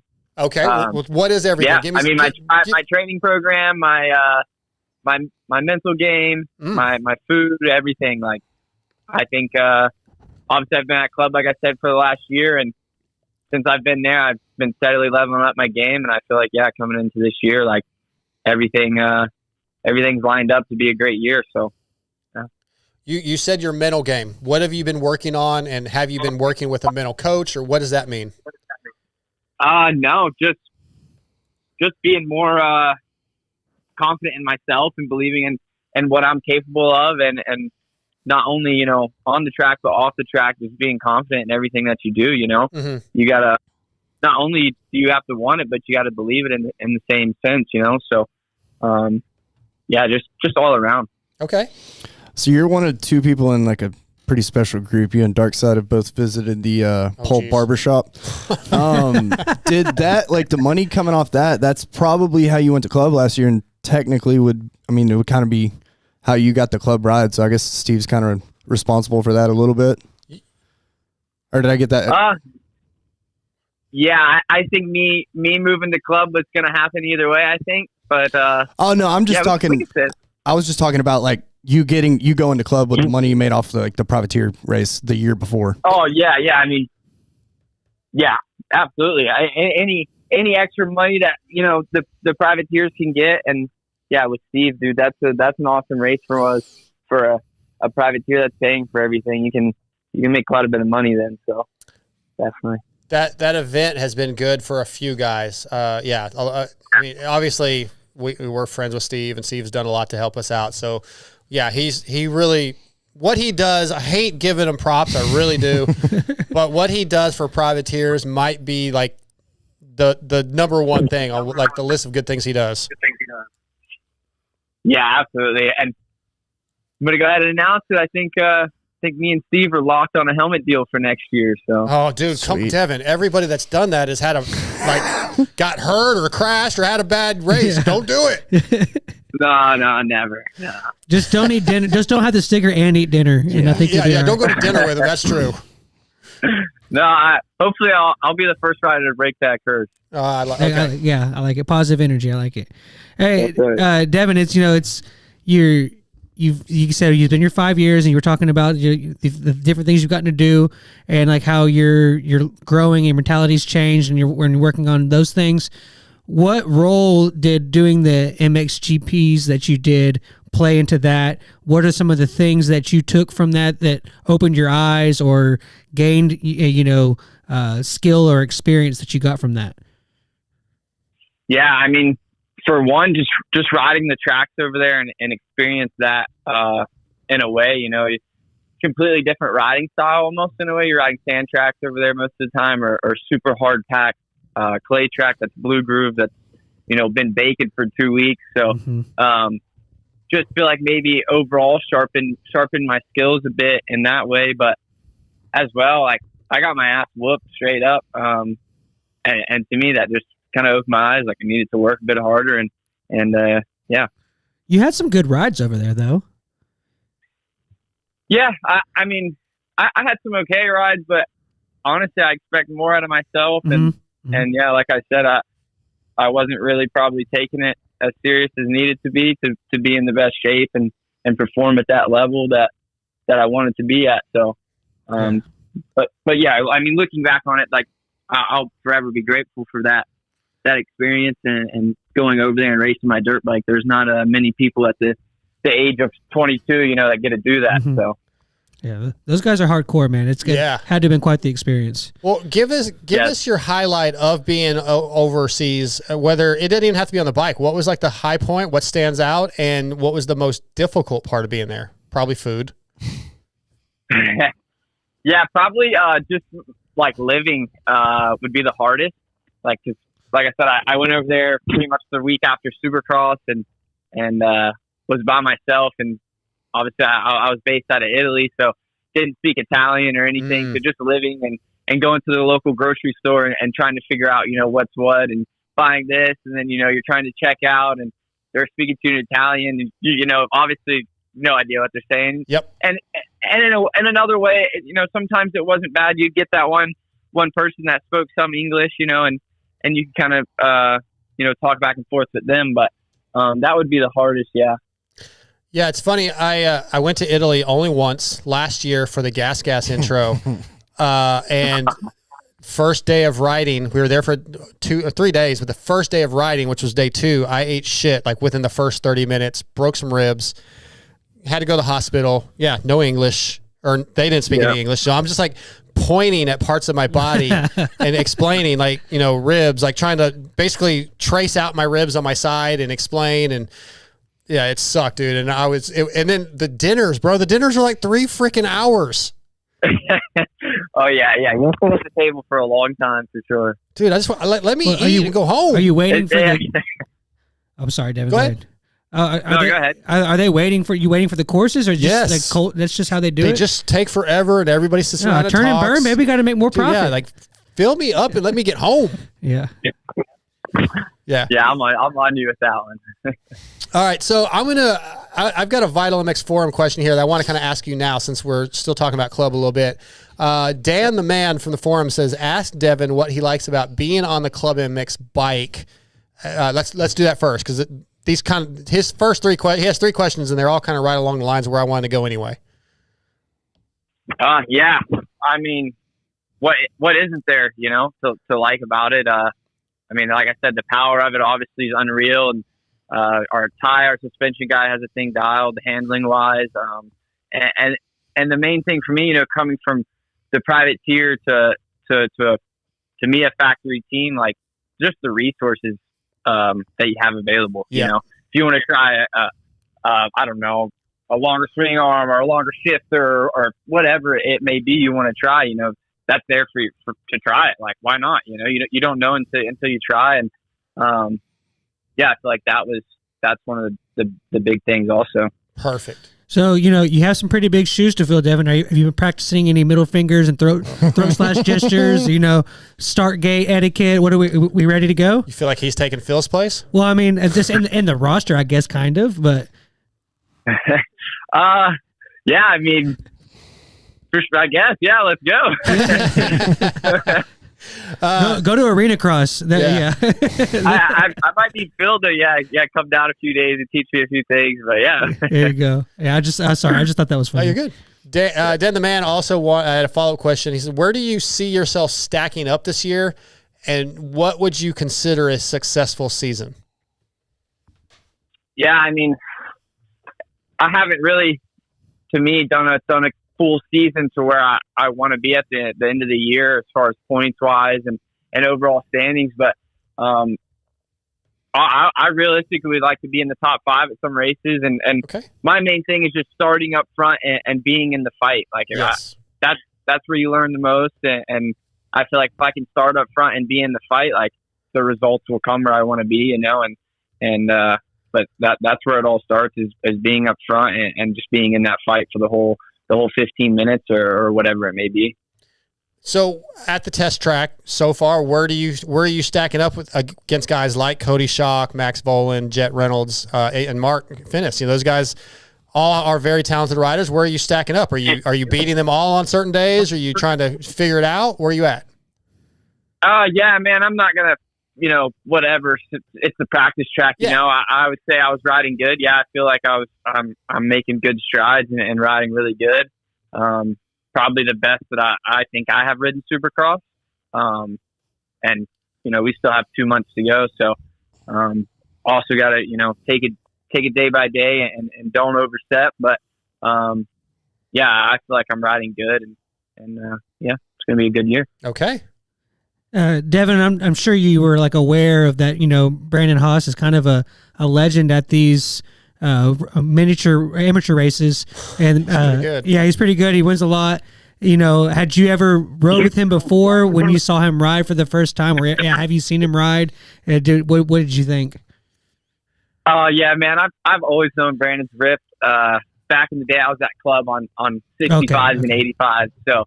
Back then, I would always see him ride, and then obviously now it's no surprise to me that he's only gotten way better. So, yeah, I mean, this summer, man, I was on the outdoor track, and he'd run it up there with me some days. So, yeah, it's pretty gnarly. It's got to be. I've never gotten to go out there, and I've seen videos and stuff. It seems like Club MX, the environment for you guys is just unmatched for. Especially at the level that you guys are at, factory teams have their own thing, but you guys really have something special going on there. And I like seeing the guys come out of club. Yeah, Devin. Like you said, go ahead. My bad. Oh no, you can go ahead, man. Yeah, I mean, like the level really is unmatched. Like everybody, is there for the same goal too. Everybody wants to do good. Everyone wants to kill it and win races and do what you're supposed to do, and everyone's also super motivated. Mm-hmm. There's no one there that's lazy. Everyone's ready to grind and just get shit done. Yeah, and that's good for me as well. So, do you like living there at the track with the team, or is it you kind of wish you could get away and be at the house off property sometimes? Yeah, so I'm actually super fortunate. My parents only live about an hour away. So, yeah, I just actually stay at my parents' house and drive back and forth every day usually. So that's cool. You can get a little bit of separation from it, so it's not there the whole time. Yeah, but I mean, man, sometimes, honestly, I like to grind, dude. So sometimes, I wouldn't mind being there, right. But and again, in a way, also, there's times, that I probably would love to be out of there, if I was living there. So it's hard to say, but yeah. Grass is always greener. Well, that's the case anywhere, dude. Yeah. Even just, when you're at your house, sometimes you want to get out, you want to go somewhere else. Yeah. But you were mentioning earlier, your diet changing a little bit. And, dude, the food that I cannot remember the nutritionist's name, but she crushes the food. I got to spend a few days there last year. And Deborah. Yeah, Deborah crushes it. The whole facility is fantastic, as we've already been talking about, and everybody is awesome. I got to go through the training program with the amateur kids a little bit. I also got hurt there, Devin, by the way. Yeah. On the 2 for 2. Yeah, so my first 2 traveling events where I was supposed to ride, I got hurt. So I forgot about the club one. But actually, Mike Minacci just texted me and said we have an open invite to come anytime, and we definitely want to. But as you were saying, Scotty, Come on, let's ride. yeah, we're trying, dude. I'm trying to. Dude, I would destroy myself at that track. No, you'd be good. They have like a vet track. Yeah. And there's We can so hop many on the tracks. figure eight track. Yeah, Yeah, there we go. you guys would be fine. I'm sure we can get Miguel to pep it up, bro. It'd be Yes. nice and Okay. smooth. Big berms, Yeah. But as you were saying, Scotty, the facility is a dream facility. Like if just guys like us, if you could just to spend a week there, would be like a dream vacation. Yeah, it's for sure. amazing. Even with the cabins and everything. But yeah, dude. What's your favorite track, Devin, at the facility? Probably the OG sand I in knew the it was far back. The Zacho one? I knew Yeah. it. Yeah, F you, Devin. And F you. after a good rain and Miguel gets back there on the dozer, that track's legit. No, I mean, it's legit anyways, but yeah, that's probably my favorite. that's one of the many differences from a guy that's what I that's was a pro gonna say. to us. Like, no. That's how I know I was never going to make it because that Yeah. sounds miserable, Devin. It's probably fun for like half a lap. But to me, if you get a flow on a sand track, like there's no better feeling. True. Well, I don't never know had what that. I don't know what that feeling The feels flow, like. but- yeah. If I had the flow on a sand track, I'm about to end up in flowing to the hospital. Which track looks like a brownie and stays that way? Yeah. That's the one I want to be on. Yeah, I mean the practice tracks like pretty much to me is like that. Yeah. But it does. That one gets gnarly too. They all get gnarly. Is that because the sand track is like ever evolving and you guys are like doing so many laps that they gets cookie cutter? Moves. Oh, Yeah. I see what you're asking. Yeah. I mean, yeah.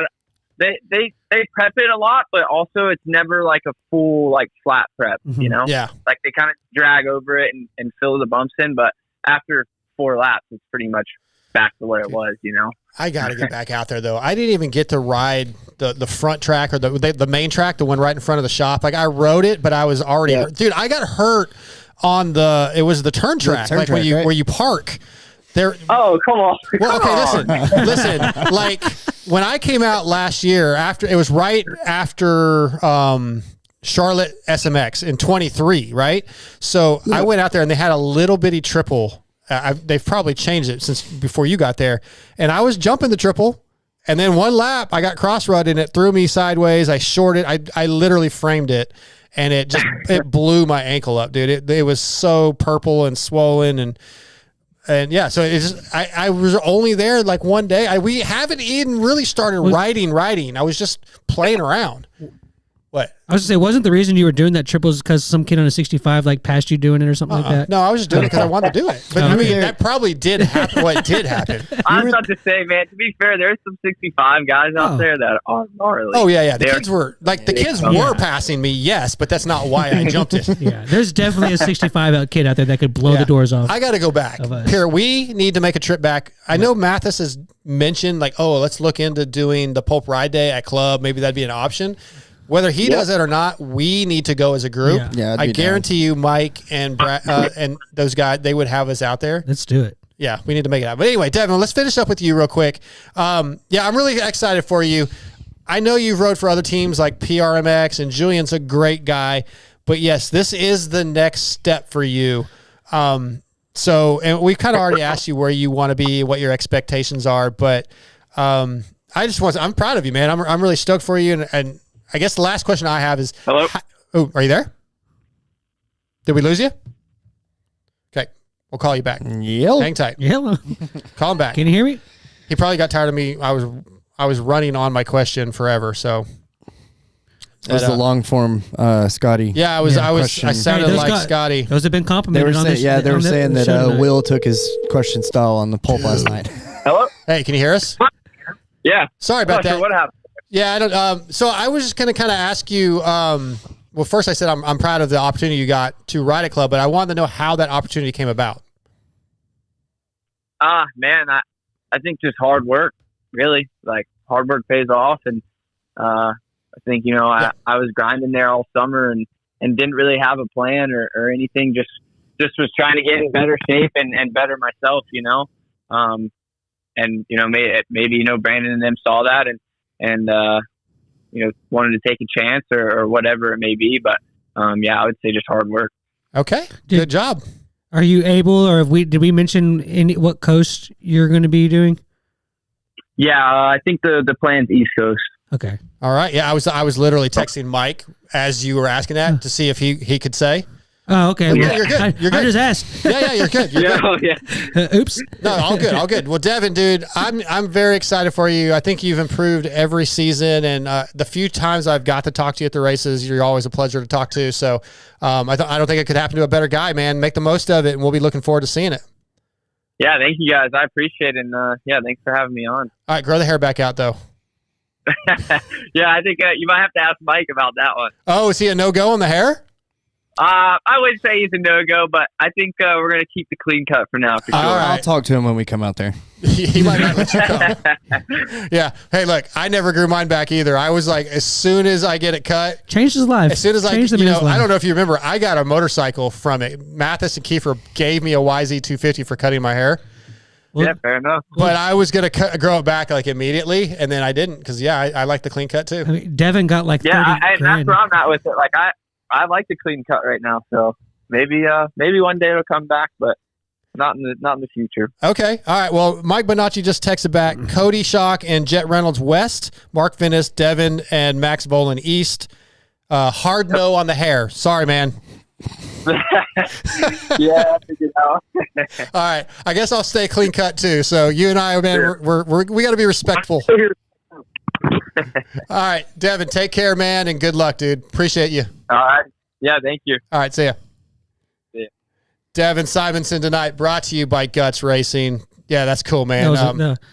I do think if we could figure out a way for us to make the trip, that'd Yeah, be I fun. mean, you just let us know because it's definitely your strings to We'll pull. just do what we did with TJ's RV again. Jump in the motorhome and we'll just show up and, hey, Mike, we're here.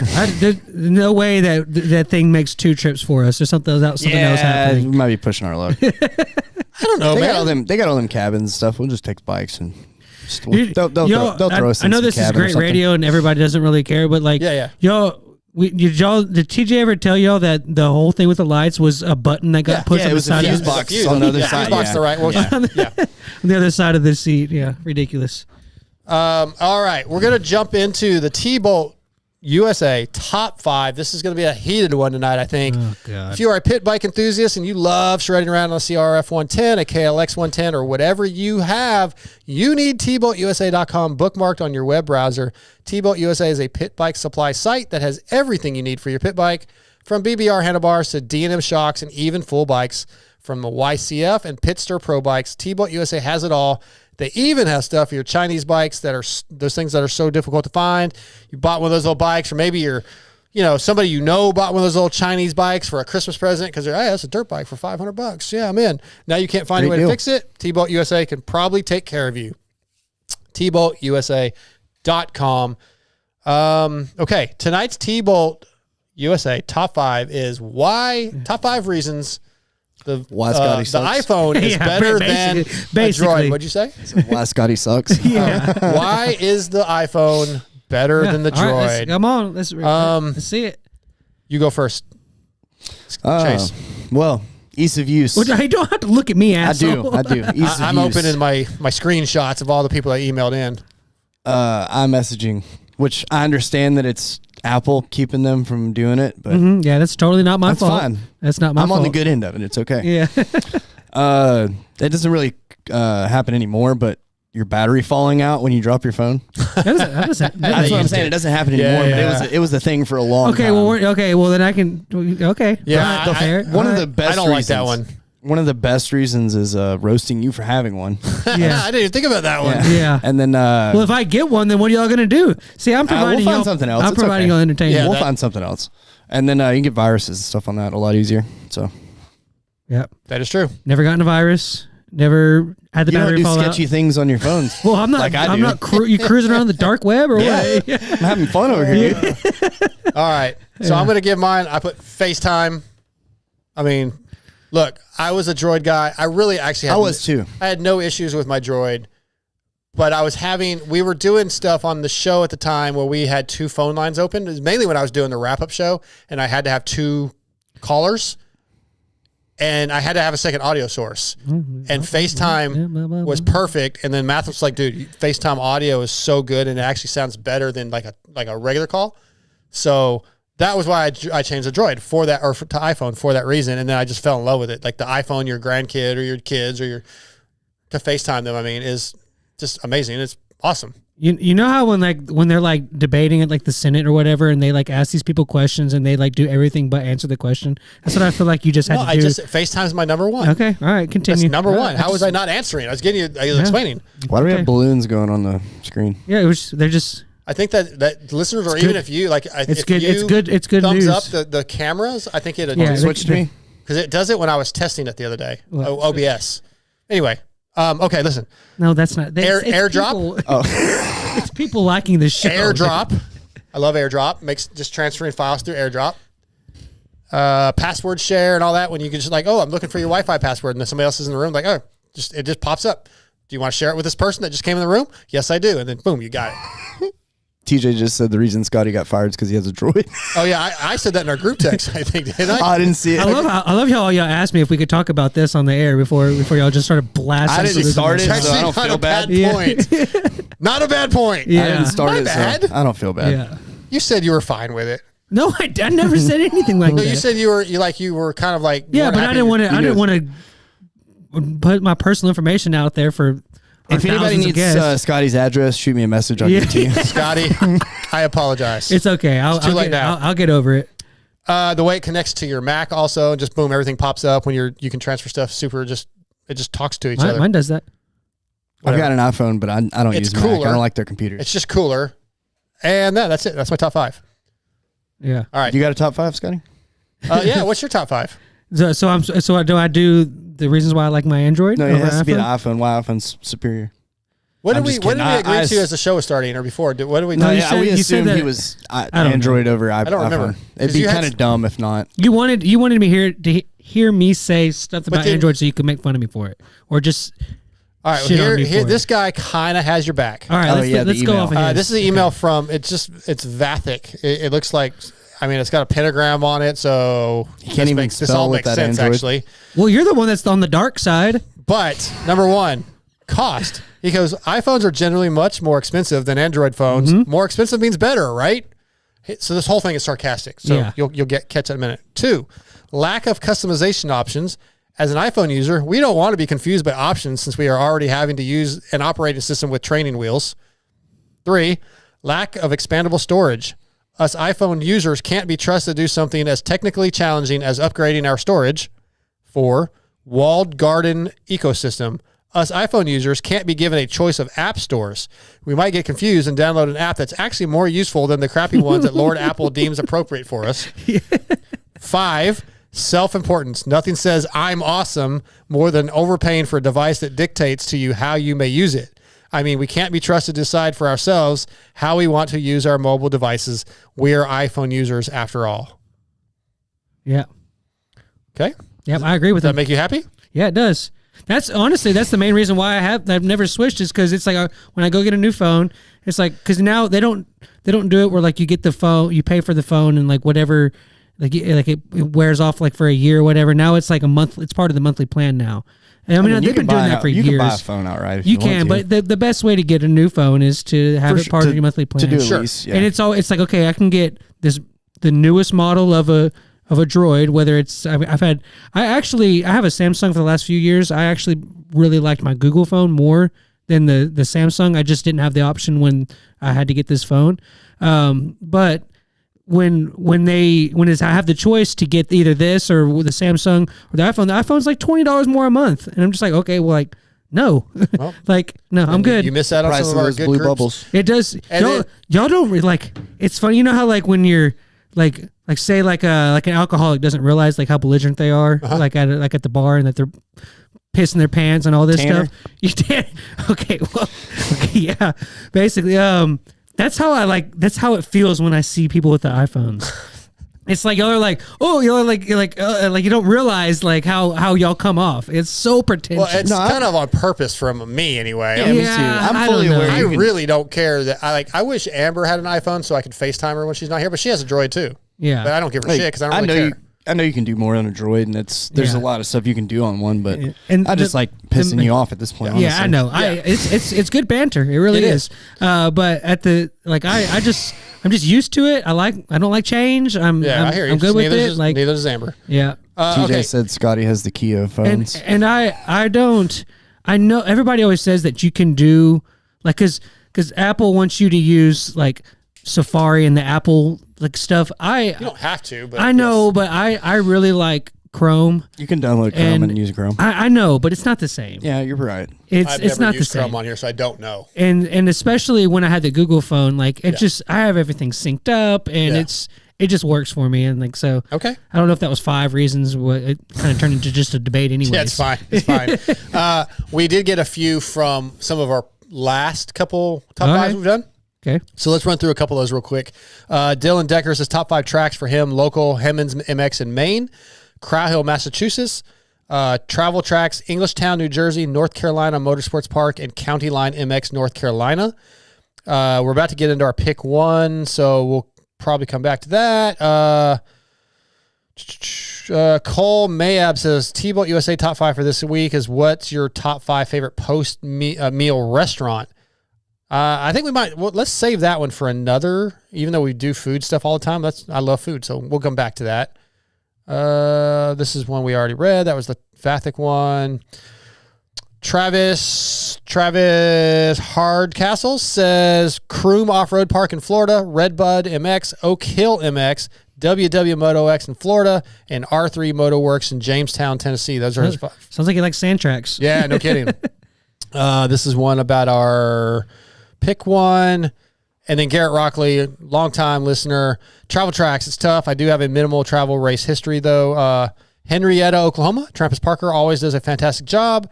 Diamond Dawns, rest in peace. Race is the last one ever. It was badass. Cole Johnson did the track prep. I thought I heard something about them doing something else. Like he wasn't ready to retire. And they did like an adventure ride there recently and stuff like that. I don't know. I thought I heard something about maybe the race was coming back. Oh, maybe. Maybe, I don't know. I I could be wrong. I heard something about it. We have a listener in the YouTube chat Can I finish Garrett's real quick? Says that you're ignoring his emails at the same time. Who? What? I've got all the emails open that I have. Yeah. Well, who is he? And I'll look. Yeah, it was Sport and Wood, of course. Okay. And I don't know which email it was. He said it must have been before the curtains went up. No, because I pulled all the emails we have. What was it? You got to tell us what it was about, Sport. Because I definitely haven't ignored it unless they're going. I didn't mean for you to interrupt Garrett's. Go ahead. All right, HLR in Moberly, Missouri, Buffalo MX in Buffalo, Missouri, Legends MX in Halfway, Missouri. These are all places that are closed down. A lot of them anyway. Honorable mention: Jeeps in Wichita, Kansas. And I think he got into the pick 1. Do we have any others? All right, last one here. This is from Vince Pale. My all-time favorite place to ride a pit bike is called Milford Riders Club Development Industrial Park. The club preps is really cool, and it flows awesome. The dirt's great, and you can kind of just turn down anywhere you want. You can keep the bike wide open and just hit everything. Big bike tracks, Englishtown. When Englishtown closed the old historic main track and build a whole new track on the practice track side, they had 3 tabletops right when you enter the track. After that, you made it a left. Okay, he's giving a whole description here. Yes, we're running short on time here. We got a few more segments to get to. You'll pass Pagoda it- MC Hay and Bell on New your Jersey Field of Dreams. What's that? I said you'll pass the hay bell on your right, and Okay, all right. Barnett Clutches pick 1. This is going to be a little bit of a debate. oh come on, it was from a few months ago. Oh, so well. sorry, Sport. Yeah, dude. Like that's possible. I did pass the word. I'm not sure, but sorry. Yeah, you got to keep them coming, man. Keep them coming. Yep. All right, Barnett Send them Clutches. twice. Send them twice. With 75 years of experience behind them, Barnett Dirt Digger clutch kits feature friction materials exclusive to Barnett for maximum performance and durability. Get 10% off with promo code VitalMX. That's all caps at barnettclutches.com and feel the Barnett difference. Barnett Clutches, keeping you moving. All right, this week's Barnett Clutches. Oh, shit, we were supposed to call. Hang on. Turd. All right, Barnett Clutches pick 1. MC Jeremy McGrath versus Ricky Carmichael. Chase, start. Let me look at. I got to see what time I'm supposed to hit up Hudson real quick. Do we just want to? Are we doing this just raw, or do we want to have any I gotta kind of call Hudson content right now? Okay, we'll come back to it. Yeah, let me get Hudson on the phone because we're a few minutes behind. I apologize for that, guys. I'd almost forgot. B minus. Yep. Well, anyway, so Yeah. when we do the, do you have him? No, go ahead. Okay, when we do the pick one, are we doing that with any context, or is it just straight up for whatever reason you want? Yeah, choose pretty one or much the whatever other? reason you like. All right, our next guest of the night is on the line. ETS Racing Fuels was forged from the heat of competition nearly 30 years ago, developing purpose-built engineered fuel for high-profile teams in highly competitive series. We have been the power behind many podium wins ever since. Teams using ETS Racing Fuels have won more than 50 national and world champion titles, and we continue to forge new alliances and partnerships across motorsports. ETSRacingFuels.com for distribution. Teams like Factory KTM, Rockstar, Husqvarna, was TLD Gas, now Rockstar Gas, Next Level, Team Solitaire, all trust ETS Racing Fuels, and there's some big announcements coming for 2025. Let's welcome our buddy Hudson Short on for ETS Racing Fuels Turd's Take. What's up, Turd? What's up, Dark Side? How are you? We're good, man. How are you? How was your Thanksgiving? My Thanksgiving was great at Minio's, man. Yeah, did you chow down? Did you spoil yourself with some sweet potato? Nope. Had some rolls, and that's about all. Lame, Hudson. Carbs. Yeah, you rode. It looked like you rode well, and I think you were fairly happy with your results from Minios. Yeah, I was super happy. I had one chance in motocross where I could add a podium, and I ate it. But besides that, Minios went super good, and I was just thankful I came out healthy. Yeah, and go ahead. I remember from the last show we were talking about, will Minios be bigger than ever? Yep. Do you think it was big? Sounds like it was. Everything I heard, yes, it was very big. Yeah, it was 6,000 entries, or a little over 6,000. That's crazy. Jesus. And then it's Thanksgiving, so too everybody's many got their people. family there. Too many people, Hudson. I'd say that's huge. Yeah, and it was cool. It looked like your mom came in for a couple of days and had Thanksgiving with you guys and hung out. Yeah, she came in at the best time. Nice. Well, let's jump into this ETS Racing Fuels Turd's Take. What do you got for this week? I wanted to talk about kind of an uncomfortable topic for the motocross community. Oh boy, and that's some recent track closures. Okay. Yep. What you got on it? So I noticed some tracks in Texas, or one track was closed, Village Creek. Yeah. Did y'all ever go and ride that track? I did. I have. Yep. It's about 2 hours, hour and a half from us, somewhere in that neighborhood. And yeah, I've done some night races and day races there. Do you like that track? I do. I like any track that gives me an opportunity to come ride, to be honest. But yes, I do like that track. Have you ever been there? Did you ever go? Yeah, I went once there.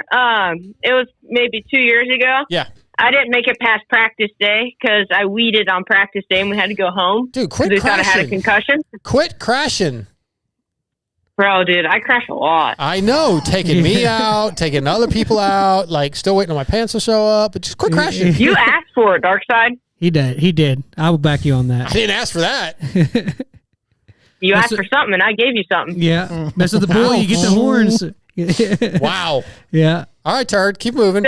Keep going. So Village is in a situation right now, and I don't know all the details, but from what I know, they got sued from a rider. Yep. And they were forced to close down, and they were in the A8 series, so they were forced to close down.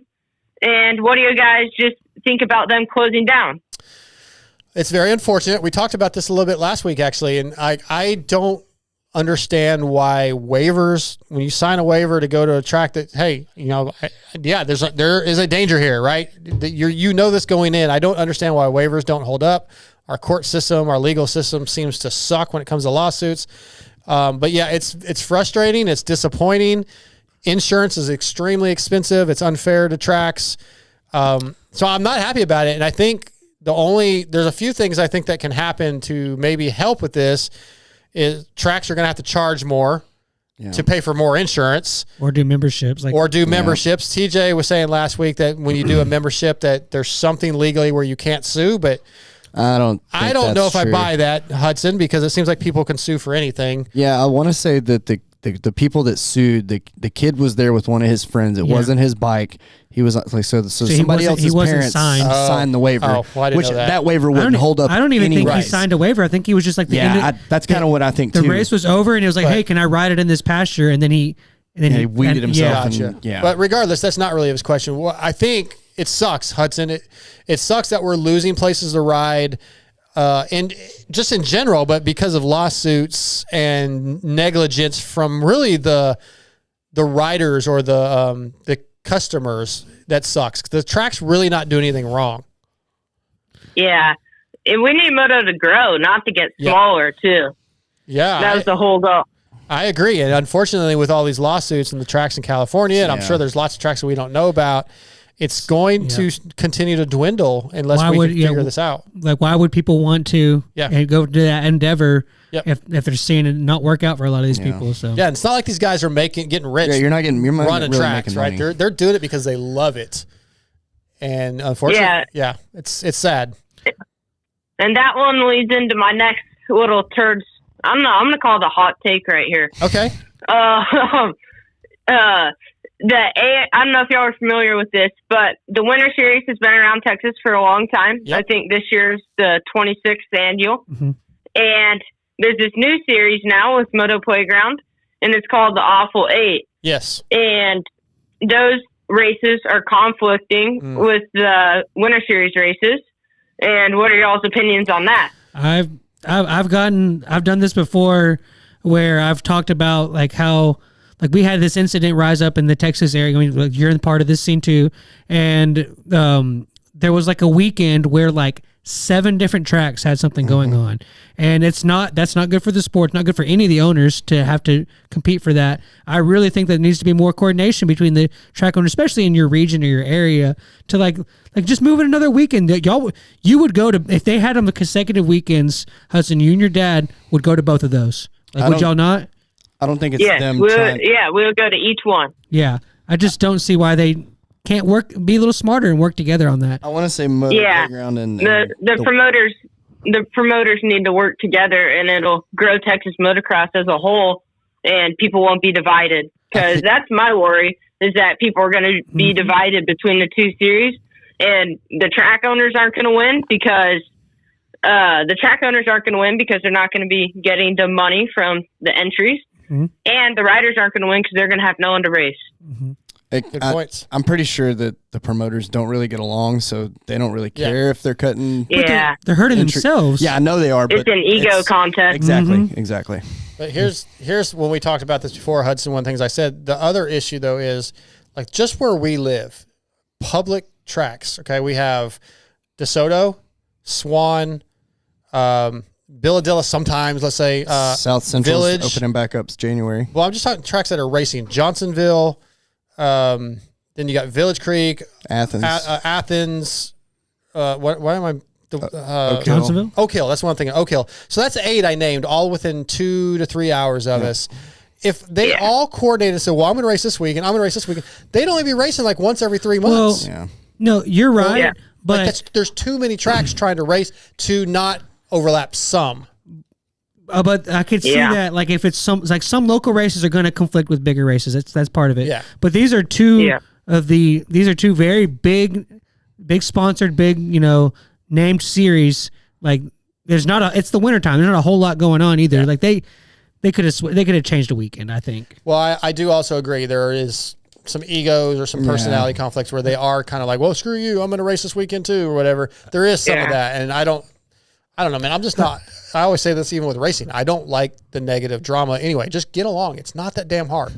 And when I was thinking of the A8 and Winter Series, 2 different series, I also thought of just Supercross and Motocross. They didn't get along for a while, and they finally got along and created the Super Motocross Series.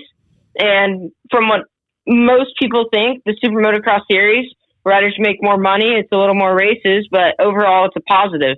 Yes, it is better for everybody once they got along. Absolutely. Now, of course, then you had World Supercross come in and try to conflict if they could. It didn't really work out, but yeah, it doesn't work out. In the end, it's not going to work out if everybody's battling each other. You're 100% right, Hudson. You have to get along, and you have to be a decent person and not sue for no reason. So both your topics are legitimate topics, and they're both very frustrating. Hey, and I was lucky enough today to go. Dark Horse is closing by us, right? Yeah, I heard that. Yeah. So, Cody Haverfield, he owns Dark Horse. He got a new place by us that might be a little closer to you, I think. Okay. It's in Bastrop now. Oh, yeah. And I was lucky enough to go ride that place. They're still not completely done with it. And I rode that maybe a few hours ago. And I just wanted to tell you, that place is amazing. Okay. And you need to come ride at that place as soon as possible. I know, Hudson, man. You've been on me about this for I'm pretty months. sure that used to be a track. No, Murphy's is also in Bastrop. No. No, there was another is- track that was off the side of the highway I saw. He's trying to. Yeah, I'm sorry. No, you're good. What were you saying, Hudson? Oh, no. I was just saying they just bought a plot of property like that. It never used to be a track or anything. Okay. But he was saying there was a different track off the side of the highway. I just wasn't listening good. Yeah, well, I think is that you're saying Murphy's is in that I area? think Murphy's is down in Bastrop too. Maybe. This was Murphy's when is in Round Rock. Oh yeah, you're right. I'm sorry. Yeah, no, this was different. This was when I lived in when I was in college and I lived in the Austin area. You talking about that the ski? I don't even remember what it was. No, not that. Oh, Del Valley? No, it wasn't Del Valley. I have done a night race there. That track was interesting. I saw a track this weekend. We were coming back from Waco, and there was one right before you got into Waco. Yeah. No, You thinking of Spokes? I don't remember what it was called. It doesn't matter. Yeah, It doesn't matter. it doesn't. But your topics are good, Hudson, and it's unfortunate. Both topics are unfortunate, and it's just because people can be a-holes sometimes, really, is what it comes down to. Yeah, kind of like you when you swerved off the hill at me. Dude. I'm just It's going your to start, fault, like, Hudson, I was Yeah. playing with you, dude. I didn't try to take your front wheel out. You tried to hurt me, and I'm old, and you did hurt me. You hurt me. You hurt my feelings, and you hurt me physically. Not his fault. hurt you emotionally and physically. I was sad, bro. I was sad. I had He tears. cried the whole way Maybe home. Why did my little friend... Maybe Go ahead. go ahead. I was going to say, why did my little friend Turd try to kill me? Why? Maybe this sport isn't for you. That's the most true thing he's ever. That's the hottest take you've That ever was had yet. nice. That was nice, Hudson. Great Turd's take. Thank you for doing this, buddy. You need to come out to our house. I know. We'll set this thing Well, up. see, We got to hey, figure it out. I was going to mention that, Hudson. Now that we're losing tracks, you and your dad just have to open up to the public, man. We're going to get sued, dude. Yeah, Jackie's not having that. Yeah. No way. Yeah, fair enough, man. See, exactly. This is Yeah. this is what happens. The Yep. culture we create when that happens. All right, Hudson. Thank you, dude. This is fun. Yeah. All right, have a good night, and I will get with Thanks you. for having me on. Yeah, absolutely. We'll figure out a way for me to. We'll come down soon. Yeah, you better come down, man. All right, we'll make it happen. See you, buddy. I'll make it right for taking you out. Okay. All right, we'll talk to you soon, buddy. Yeah, thank you. All right, you're welcome. Bye. That's Hudson Short, Turd, one of my favorite peoples. That was fun. Maybe this sport isn't for you. Okay. Yeah. All right, so it is. Yeah, we're getting a little long in the show. Do you guys want to save this topic? You want to save this pick one? Because we got a lot. We have a lot of emails, and we got lots to talk it's your about. show. It's only 8:30. Yeah, we're over 2 hours in, and I got a project I got to do tonight. Okay, well, yeah, just It's up to you, bud. Let's save this one. All right. Let's save it for the next show. okay. We'll give some more people a little more time to send some messages. So I think we're going to try to do one more show. Let me look at this calendar here. Let's see. Christmas is that Wednesday. Let's do one the week after Christmas, which will be. Can you guys do a show on the 31st? Yeah. I'm not. The week after Christmas? Isn't that New Year's Eve? I'm No, not. well, It is, Yeah, I but I'm guess not. it is. I'm not doing anything. But Nobody's gonna listen to the that's a show good- on New that's Year's a good Eve. point. That's how about good we do a point. Monday show because Steve's not doing one. We do it the 30th. Okay. I could probably do so that. we're going to do a MotoXpod show Since you blasted out to everybody that I don't have a job. so- December 30th. We'll I don't know that we'll be able to get a whole lot of guests. Hey, right before I mean, You know this what? doesn't- I think Austin Politelli said he'd come on the next time, so we'll try. We'll get some guests lined up, We get an ring across show going. It's and we'll right do a before- few of these topics. But anyway, motoxpodshow@gmail.com. We're gonna do a Barnett Clutches pick one where we pick McGrath or Ricky Carmichael for whatever reasons we have. Doesn't matter. It could be records. It could be which one TJ thinks is the most attractive. It doesn't matter. So, but we want your opinions too. I've got a bunch already. MotoXpodshow@gmail.com. And quite honestly, if we get enough of them, that might just be like a whole 30-minute segment or something. It could. But See, I think what it'd be a lot of fun. great idea to change that to that. Yeah, thanks, TJ. That was great. I think it's TJ's idea. Don't give him any credit. Yeah, and we'll get into. I had some other emails that came up from past top fives and other segments. We'll get into all those in the next show. Before we go, though, we do got to mention EVS. That really says something that you would rather give TJ credit than me. Like that's a lot. Only because you're here. If it was the other way around, yeah, it's true. Over the past 39 years, EVS Sports has established itself as the leader in innovation and technology when it comes to designing protection gear for today's motocross riders. Athletes like RJ Hampshire, Kyle Chisholm, Freddie Norrin, Axel Hodges, and Travis Pastrana all wear EVS when they race, ride, or whatever Travis decides to do that day. So check out evs-sports.com and use the code VITALMX30, that's all caps, to save and gear up like the pros. Check out the new Access Web Eclipse knee braces, or if you're a knee guard guy, the TP199 or the Slaco 96 knee guards, all their chest protectors, etc. That was actually our last week was chest protector, no chest protector, and I got an email about that. We'll get into all that on the next show. On the 30th, we'll make sure we make posts. VitalMX.com. Sign up for fantasy. Anything else, guys, before we go? I'm good. I thought we were doing I got that you were using the podium picks to do our two people that we thought would be something next year that would be surprised. Let's save that for the next show too. Okay, Dark's done. All right, guys, we're out of here. Let's save that for the next show. Okay. Well, that gives us some topics. We'll forget to talk about all of that. No, it's in my notes. No, it's in my notes, bro. I doubt there's going to be. Some of us take notes and prepare. Yeah, that's why it's your show. All right, I want to thank RaceTech, and I want to thank Yamaha Motor USA. I want to thank X Brand Goggles, Evans Coolant, Guts Racing, TBolt USA, Barnett Clutches, ETS Racing Fuels, EVS, and of course our guests Malcolm Stewart and Devin Simonson. Very great guests. Hudson Short for jumping on here. I will say I will give you credit because it's that's what people do in situations like this. The Turds takes is really good. Yeah, I like that segment. I like that kid a lot. That's a really good, pretty good addition. I'm pretty good. Just a compliment in the show. You always say I never take my compliments. Oh, there you go. Actually, so I took one. You did. So thank you for the you didn't take it. I said I'm pretty good. Yeah, he's taking it. I'm taking it for that was my idea. Well, if one thing we know, Darkside takes it. Wow. Why does he always? I don't know. What I've been hanging out with the chat too much. I want to thank my co-hosts Scott Thompson, Chase Moore, not TJ. Appreciate you. Yeah, he's tummy ache. Oh, he said, by the way, that if you're a part of a club, then you would be suing yourself. You can't sue yourself. Thanks to our listeners for listening. We'll be back in a couple weeks.